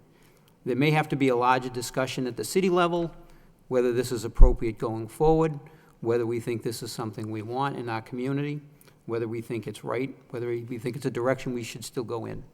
And I think there needs to be a lot of discussion relative to that as a community. And I think that's a sobering reality of what we have before us at this point. Having said that, it is an option that you have to apply for at this time. And for one, I think the parking, regardless whether it's the multi-mode options that Nick was discussing, and we have to look at that. We don't even know what that looks like right now. So it's pretty tough for us to even say that that's something that we think will work. I think we need to look at that. I think from the oversight, that was paramount when we put this on the books, is to have the sufficient oversight and to really, and I understand because we ran into some issues with Marginal Street. We're trying to really, there was a lot of cooperation between the university and the developer to almost the detriment, because then we had to realize there had to be a separation there for various reasons. But there still needs to be some connection between these dormitories and disciplinary action with students. And I think that's, the intent was that would always exist, that would be there as part of this. I'm not necessarily sure if it is at this point. And I think we need to get a clarification on that from the legal department. I think that's very important, because we always felt that that was, even from, you know, I was a neighborhood leader in Pawtucketville, and the big issue was trying to have some sort of connection with the landlords and make them responsible with the university if the students aren't behaving. And that was always a challenge. And every spring, you always talk about having to retrain the new students coming in. It was an ongoing issue. So I think we really need to look at that as a community. I think we need to really have a comfort level of whether or not we're headed in the right direction with this. I think we focused on whether or not we can tax it. We were looking at the tax dollars, and I think that's important. That was one of the major attractions. But I think we're losing sight of some of the other elements here that made this attractive when we first instituted all of this. So I think there's a lot of, I mean, again, this is a 9-page memo that we need to get responses to. I'm looking forward to what Nick has to say regarding the attempts for the multi-mode transportation to allow for some reduction in parking. But as it sits right now, 93 parking spots for this much housing, I think, is seriously deficient. And the, again, the oversight as brought up by the other board members, I want the legal department to give us some finding relative to the connection with the university, because that was really part of all of this as well. And I think we need to, I think we really need to understand that. I think there needs to be, I think there's so much upside potential to a project like this that fits, but it has to fit. And I think that's the biggest concern at the moment. And, you know, relative to parking and under the special permit, and there's various subsections of the special permit, the neighborhood character, environmental issues, traffic access and safety, and it specifically lays it out. How does the project address traffic flow and safety, including parking and loading? Does the project provide adequate parking for visitors? Will the project impact an area with significant on-street parking demand? And that's an area that has significant on-street parking demand. I mean, I go to church at the Shrine every Sunday morning. Sunday morning, Merrimack Street, you know, it's packed on both sides. You barely go down Merrimack Street. If you have a large truck coming at you, you barely can go through there. So there clearly is a high on-street parking demand in that area. That's well within the purview of the special permit. And I think that's something we really need to take a look at. We have a very high-dense development in a very high-densely populated area, and it's a very delicate balance. Love to see it work, but there's a lot of issues that we have to make sure we get right in this process as well. So thank you, Mr. Chairman. Thank you. Nick, I just have one question. I know when it came in, they told us that they need the 93 parking. Does that change with the commercial on the front floor? Would that? Because I know at first when it came in, we didn't, we come in for the application, when the preliminary, it was just going to be the dormitory. It was suggested by one board member about the commercial, but so with those commercial sites on the bottom, would that increase the parking, or how would that change it? Yes, there's a commercial parking requirement for whatever use is in there. Yeah, so you need more than 90, so the original number we have now would go higher with the commercial. Definitely affect it, yeah.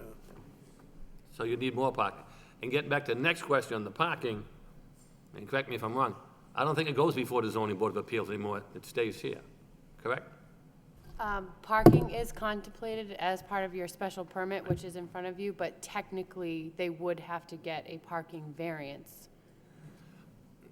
When the ordinance that we had before that came up, where they wanted to make it the one stop, that we took care of all the variances when we did the site plan or something like that, did we incorporate the parking for us? No, because the parking so what it took was the special permits on the use table. On the use table, that okay. required site plan review from you, and then the special permit from the zoning board. You became the automatic special permit granting authority. Okay, but But didn't that affect does the not parking. apply Okay, to variances. okay. But, Mr. Chairman, that was, Sure. I read that section of the special permit within the zoning ordinance where we incorporate, we have to take that into consideration in the, we're not issuing the variance on that, but we take that into consideration in our approval. Correct, it's traffic flow and safety and community, that's all part of the special permit. Like everything else in the past, whatever condition we put on a site plan and/or special permit has to be incorporated with the variance from the ZBA. ZBA always does that. Right, okay, all right. So with that commercial, could be add more parking spaces, right? Yeah, and if I could add, Mr. Chairman, that was one of the changes that we made based on comments and meeting with members of the community, was increasing the amount of commercial space and also listening to staff of what they wanted as part of the economic development to have some commercial space there. So we went ahead and did that. And with respect to the comments, the 9 pages of comments, we did get those on Wednesday. So, we haven't had a lot of time to go ahead and do that, and we had a great meeting today, and we want to put those in writing and have them in final form, so they have them for you. We know that we have some challenges here, but at the same time, we're going to work as hard as possible in getting those answered, and it is imperative for us to be able to get back in front of this board at the next planning board meeting in July. Mm-hmm. Can I ask, when you want the waiver for the 1 to 25 instead of the 1 to 50, what's the hardship that you're creating that you can't do the 1 to 50? Well, it's the style and the management of the building.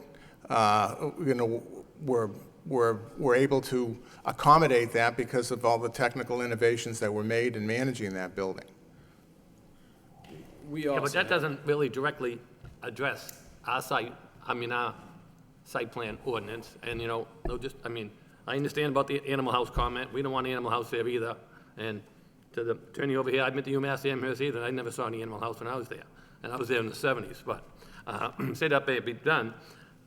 We created a section in code, you can refer it to another state up in New Hampshire, you can refer it to somewhere else, That's not I don't know why that's a hardship to say you want to put somebody there from 1 out of 50. I don't Mr.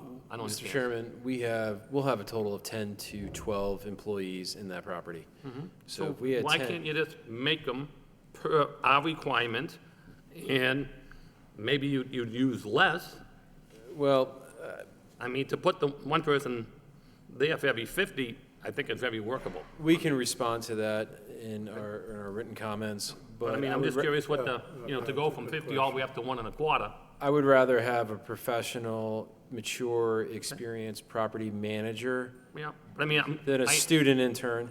And so having somebody who's managed an asset for 15 or 20 years, for example, I think adds a lot more credence and weight than a student who's 18 to 22 years of age who's working as an intern, which is why I lean on the side of professional on-site management.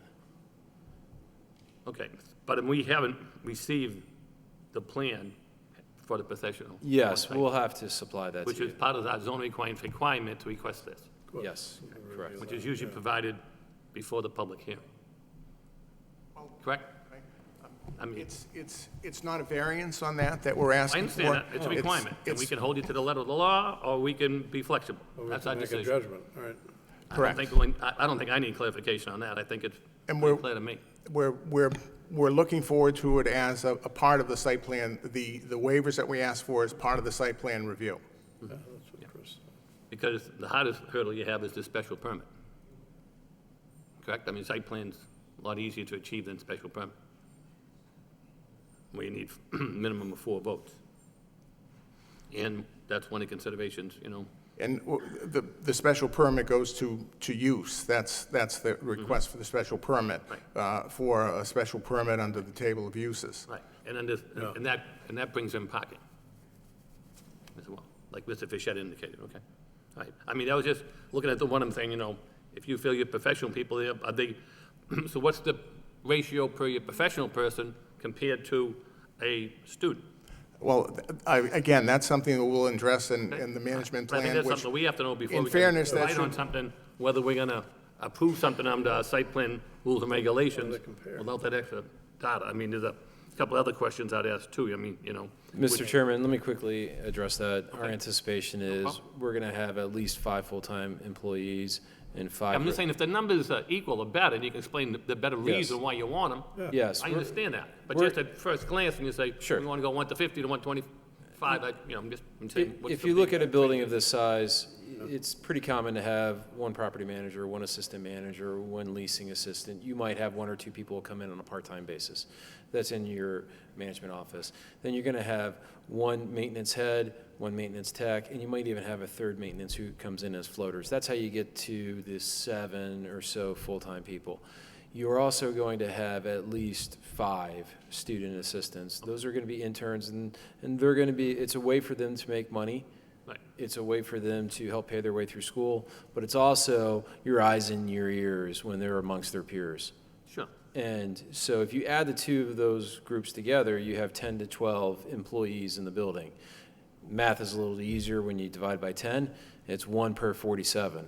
Now, the way, I'd have to go back and reread the zoning and lean on council here for a second, but if you're solely looking at resident assistants, as in interns who are students, I would appeal to common sense to say, I'd rather have my 40-year-old property manager who's been working in the space for 15-plus years than a student intern, in terms of what we're all trying to achieve here. But I believe what you said at the beginning is that there'll be people there on site. Absolutely. Yeah, I'm not saying that there's not, but Yes. it's just a differential of how you want those people to be supervising what and how. And this is where I come back to saying, this is a new asset class. This is where education will help for all of us. Because, I mean, if it was spelled out one to the other, and you compare it, Yes. side by side, then I think we can make a better analogy to. Sure. To waive And something. it might be helpful for you to get a look at what we anticipate in using as a lease. Mm-hmm. And to the extent you have comments on that, we'd be happy to listen to those. Thank you. Yeah, I was just curious, but I mean, like I said, I knew you had on-site, but you prefer to have a different breakdown ratio. Yes. Okay, all right. The most important thing, we all agree people should be on site to watch it. I mean, you want to watch, we want to watch. Absolutely. Okay. All right, thank you. I have no further questions. Mr. Chairman, may Yes, I? go ahead, Just Mr. Shea. just a few more other items here. Part of the special permit as well as the neighborhood character, and it clearly states, how does this project protect and enhance the character of the existing neighborhood? Successful projects should reflect the density, the urban design, the setbacks, height, landscaping elements of surrounding buildings.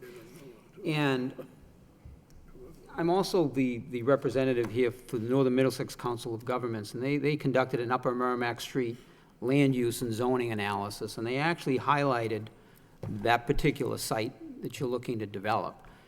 And one of the comments under the mixed-use scenarios, and it's really identified as a mixed use, is a redevelopment project incorporating a mix of uses would appear preferable given the large size of the site. Commercial uses most common along Upper Merrimack Street include small shops, restaurants, and professional offices. And I think, I can appreciate the 3,000 square feet that you put in there for a coffee shop. I know there's a Starbucks right at University Crossing. I think the intent was really to have, when I look at the facade on Merrimack Street, it actually, with the awnings or canopies there, it looks like those are individual shops, which that really kind of lends itself to really what I think the intent is of the mixed-use zoning. I would ask you to just think about the possibility of incorporating more shops in your design, more retail space in your design. Because ultimately, I think that was the intent of how that area would be developed, and it really would be consistent with what we're seeing. Because you're really right at the edge of where it becomes residential and it starts to really become business, and you've got the university incorporated in there. And I think that really would be, that would really dovetail a little bit more into the neighborhood character. And I would ask you to just take a good look at that. And I believe in the pre-application hearing, I know comments were to that extent, and I believe you've heard that in each of the meetings you had with the neighborhood. So if you could take a good hard look at that, I would appreciate it. Thank you. The only one other question I'd have is, I know when we were at the pre-app, you gave us a good explanation on how you'd handle move-in and move-out day. I know that was raised tonight by one of the residents. Can you explain that for the benefit of everybody? I know you did a good job explaining it to us. I don't know. Sure. Because, I mean, that was a question everybody has, who has taken any one of their, loading, you know, taking anybody to school, drop them off, pick up, and I know So- that was a concern we have, and you addressed it last time, and you did a pretty good job at it. Sure, I can go over it in very general terms. It might be revised based on our property manager's best practices they use elsewhere, but you want to think of it like an assembly line. And so mom and dad are going to drive their child into the garage. The garage is going to be empty of cars, and it's going to be an assembly line. Mom and dad and the student do not get out of the car. We will have people on site that will unload the car, put it onto a dolly, bring it over to the elevator. We'll have another individual waiting in the elevator that brings it up to the appropriate floor. We'll have another individual on that floor, which will bring it to their room, drop it off, and then the whole process repeats itself. So the car will then loop around and exit out the building and then go park somewhere else for that day. When you have this many residents in this building, people are going to be given blocks of hours. So the first 100 residents will have the first 4 hours of the day, the second 100 residents will have the second 4 hours of the day, and then it repeats itself the next day. And you want to do it in an assembly line fashion that's very coordinated. But again, this is why you retain highly competent and qualified property management companies that specialize in this asset class. They're accustomed to this. They've seen it. They've done this. They do this for 25,000 beds nationwide from coast to coast every 2-week period in August. And so that's what this asset class is. And could you just touch base, you explained to us last time, was about the open space concept you have in the middle there for the students? Sure. So what you'll see on the left-hand side is what we consider the active courtyard, and on the right-hand side is the passive courtyard. And in fact, the active courtyard has access out to Market Street, so there is access to and from the building on Market Street. In fact, Bob, if you have the first floor plan that you can put up on the other easel. So what you'll see is on the left-hand side, you have access to the courtyard. That's for maintenance, for security, it's for fire safety services if they need to get into there. There's access to Market Street from the building, so the building is broken up that way. But on the right-hand side, on the left, you'll see the active courtyard. On the right, you'll see the passive courtyard. This is our green space because this is an urban environment. This is why we chose an architect that specializes in urban infill, walkable neighborhoods. If you go on their website, you'll see urban infill, walkable neighborhoods, and student housing. That was incredibly important for us to choose. One of the things I like about the passive courtyard on the right-hand side is that that's slightly at the roof line of the of Damon's property, but that will give you sight lines to downtown. It lets light into the building, so those interior units on that side of the building are going to be flush with light. And so these are the elements in the building that we thought of architecturally. And so we don't want this to be an asylum. We don't want this to be a cinder block dormitory. We want this to be a living, learning community. Again, this is student housing. Our property management company offers residence life programs. You know, just to give you a little sense of what a res life program is, you know, we've examples at other properties. We've taught residents how to write resumes. We taught them how to conduct business interviews. We taught them how to have business dinners. We might bring in speakers periodically to speak. We might do something here differently in Lowell, but again, this is why you have that type of property management company. And this goes back to appealing to you for saying, we're going to have 10 to 12 employees at this building. It's unfair to look at it and say, well, there's only 5 student interns. You know, there's 10 employees in that building. There might be 12. This one building is going to create countless number of jobs when it comes to the construction. It wouldn't be uncommon at our peak to have maybe 100 different employees from the different trades at the project. To maintain this project, this property to the standards we expect, there's going to be numerous different employees coming and working on the project, from landscapers to utilities to plumbers to carpenters to et cetera. Yeah, it is student housing. Students do bang up the building. That is why during the year we have to maintain it. But in our experiences, if you provide a very nice product, if you maintain that product, and if you run it professionally, you are rewarded with higher occupancy and with students who take care of the property. Thank you, 'cause I like that explanation of the courtyard. I mean, I know you didn't mention that to begin with. I think that's something that adds Forgot that was part to the picture. And I know you said before you tried to buy one of the buildings in the back, but to make that more of a, to finish off that rectangle square, but that was unavailable to you by the one up. That's correct. We've tried to buy a couple of the other Make it a little parcels, but fuller, right. That didn't work to your advantage, okay. no, but we're extremely satisfied with this project, and I love the I size. think that came up with the, when you came in before, just for the pre-application stage, I think you mentioned that's why you looked at that, but it was a suggestion that you thought about, but it just didn't work out for you, so. Okay, thank you. Thanks for explaining that, I appreciate that. Sure. Well, thank you for your time tonight.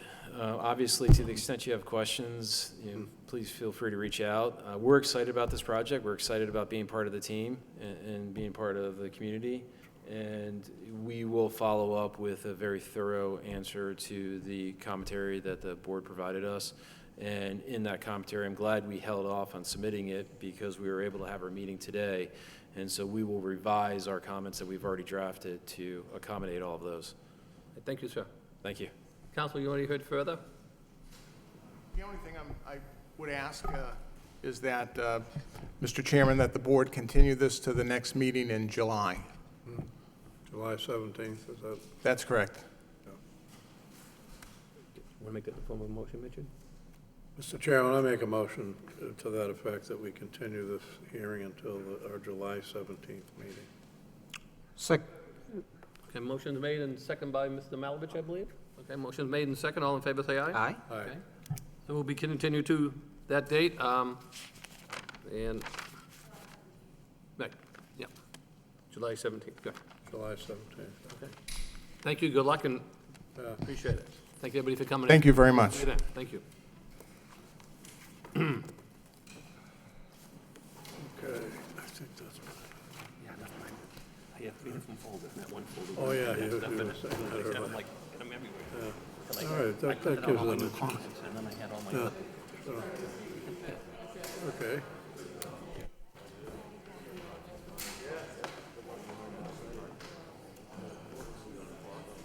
Based on this project, this has to change. This section has to be rewritten.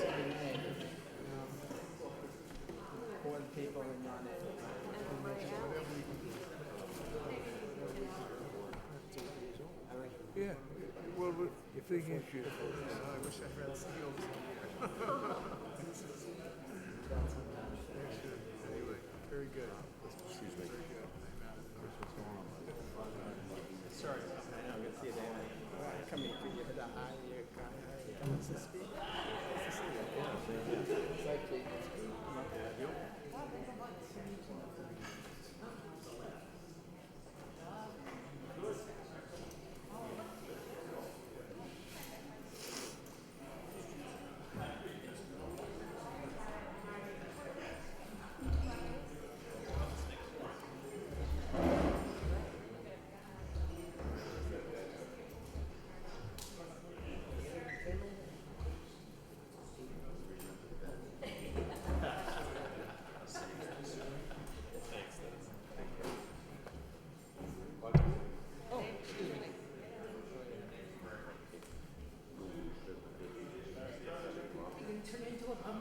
Thank you, gentlemen. Thank you. Thank you, guys. Christine, thank you so much for everything. I said thank you to all the guys at this.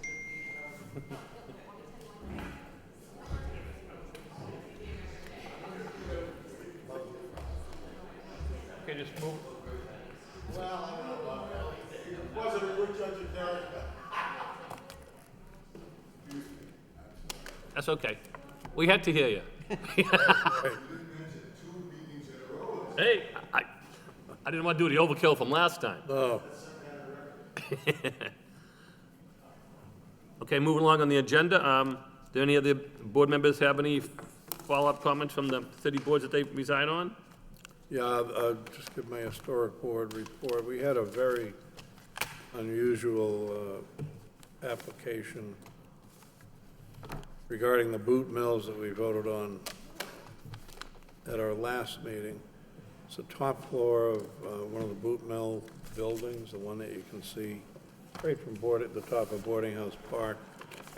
And it was infill development that the developer is going to relocate and expand the Toxic Use Reduction Institute of UMass Lowell. And the initial application, the initial project that we looked at had 10-foot-high ventilation stacks scattered around the rooftop, and it just kind of killed, you know, the roof line. And that's one thing we look for very closely is, you know, try to keep the roof line of buildings that you can see clean. That was a preliminary hearing. We gave him that feedback, and at the first public hearing we had regarding it, they came back and did an outstanding job of cleaning everything up, and you can't see anything. And they did it just by rerouting ductwork and things. And it worked out very well, so we ended up with a nice location, excuse me, for the Toxic Use Reduction Institute and an expansion of space for Wind Development, who has other office space in that complex. It's a very interesting project, one that we normally don't see. Our next meeting is July 12th. Thank you. Anybody else? Mr. Chairman, I think this is relatively significant here. Received the notice for a request for MEPA review comments. The public comment period expired on June 13th, and the application was by Market Basket Retail Development for 677 725 Pawtucket Boulevard. This project seeks to redevelop a 14-acre former drive-in theater site as a 72,500 square foot Market Basket grocery store and a 12,000 square foot or other retail space totaling 84,500 square feet. So the MEPA thresholds exceeded include a generation of 3,000 or more ADT on roadways, providing access to a single location, construction of 300 or more new parking spaces at a single location, and creation of 5 or more acres of impervious surface. So that'll be a big project that we'll be hearing about, and that perhaps will be the catalyst for the Rourke Bridge at some point. Yeah. Jerry still has to put that Rourke Bridge in. Anything to leverage Positive that. comments. So I believe Conservation Commission may have provided some comments. Christine?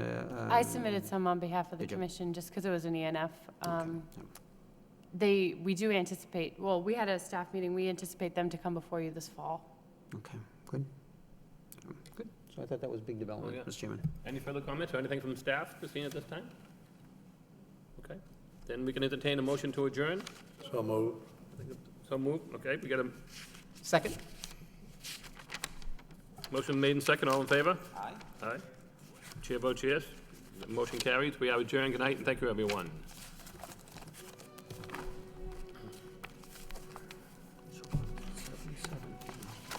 All the meetings in the world will not replace a phone call being made by Arthur DeMonis.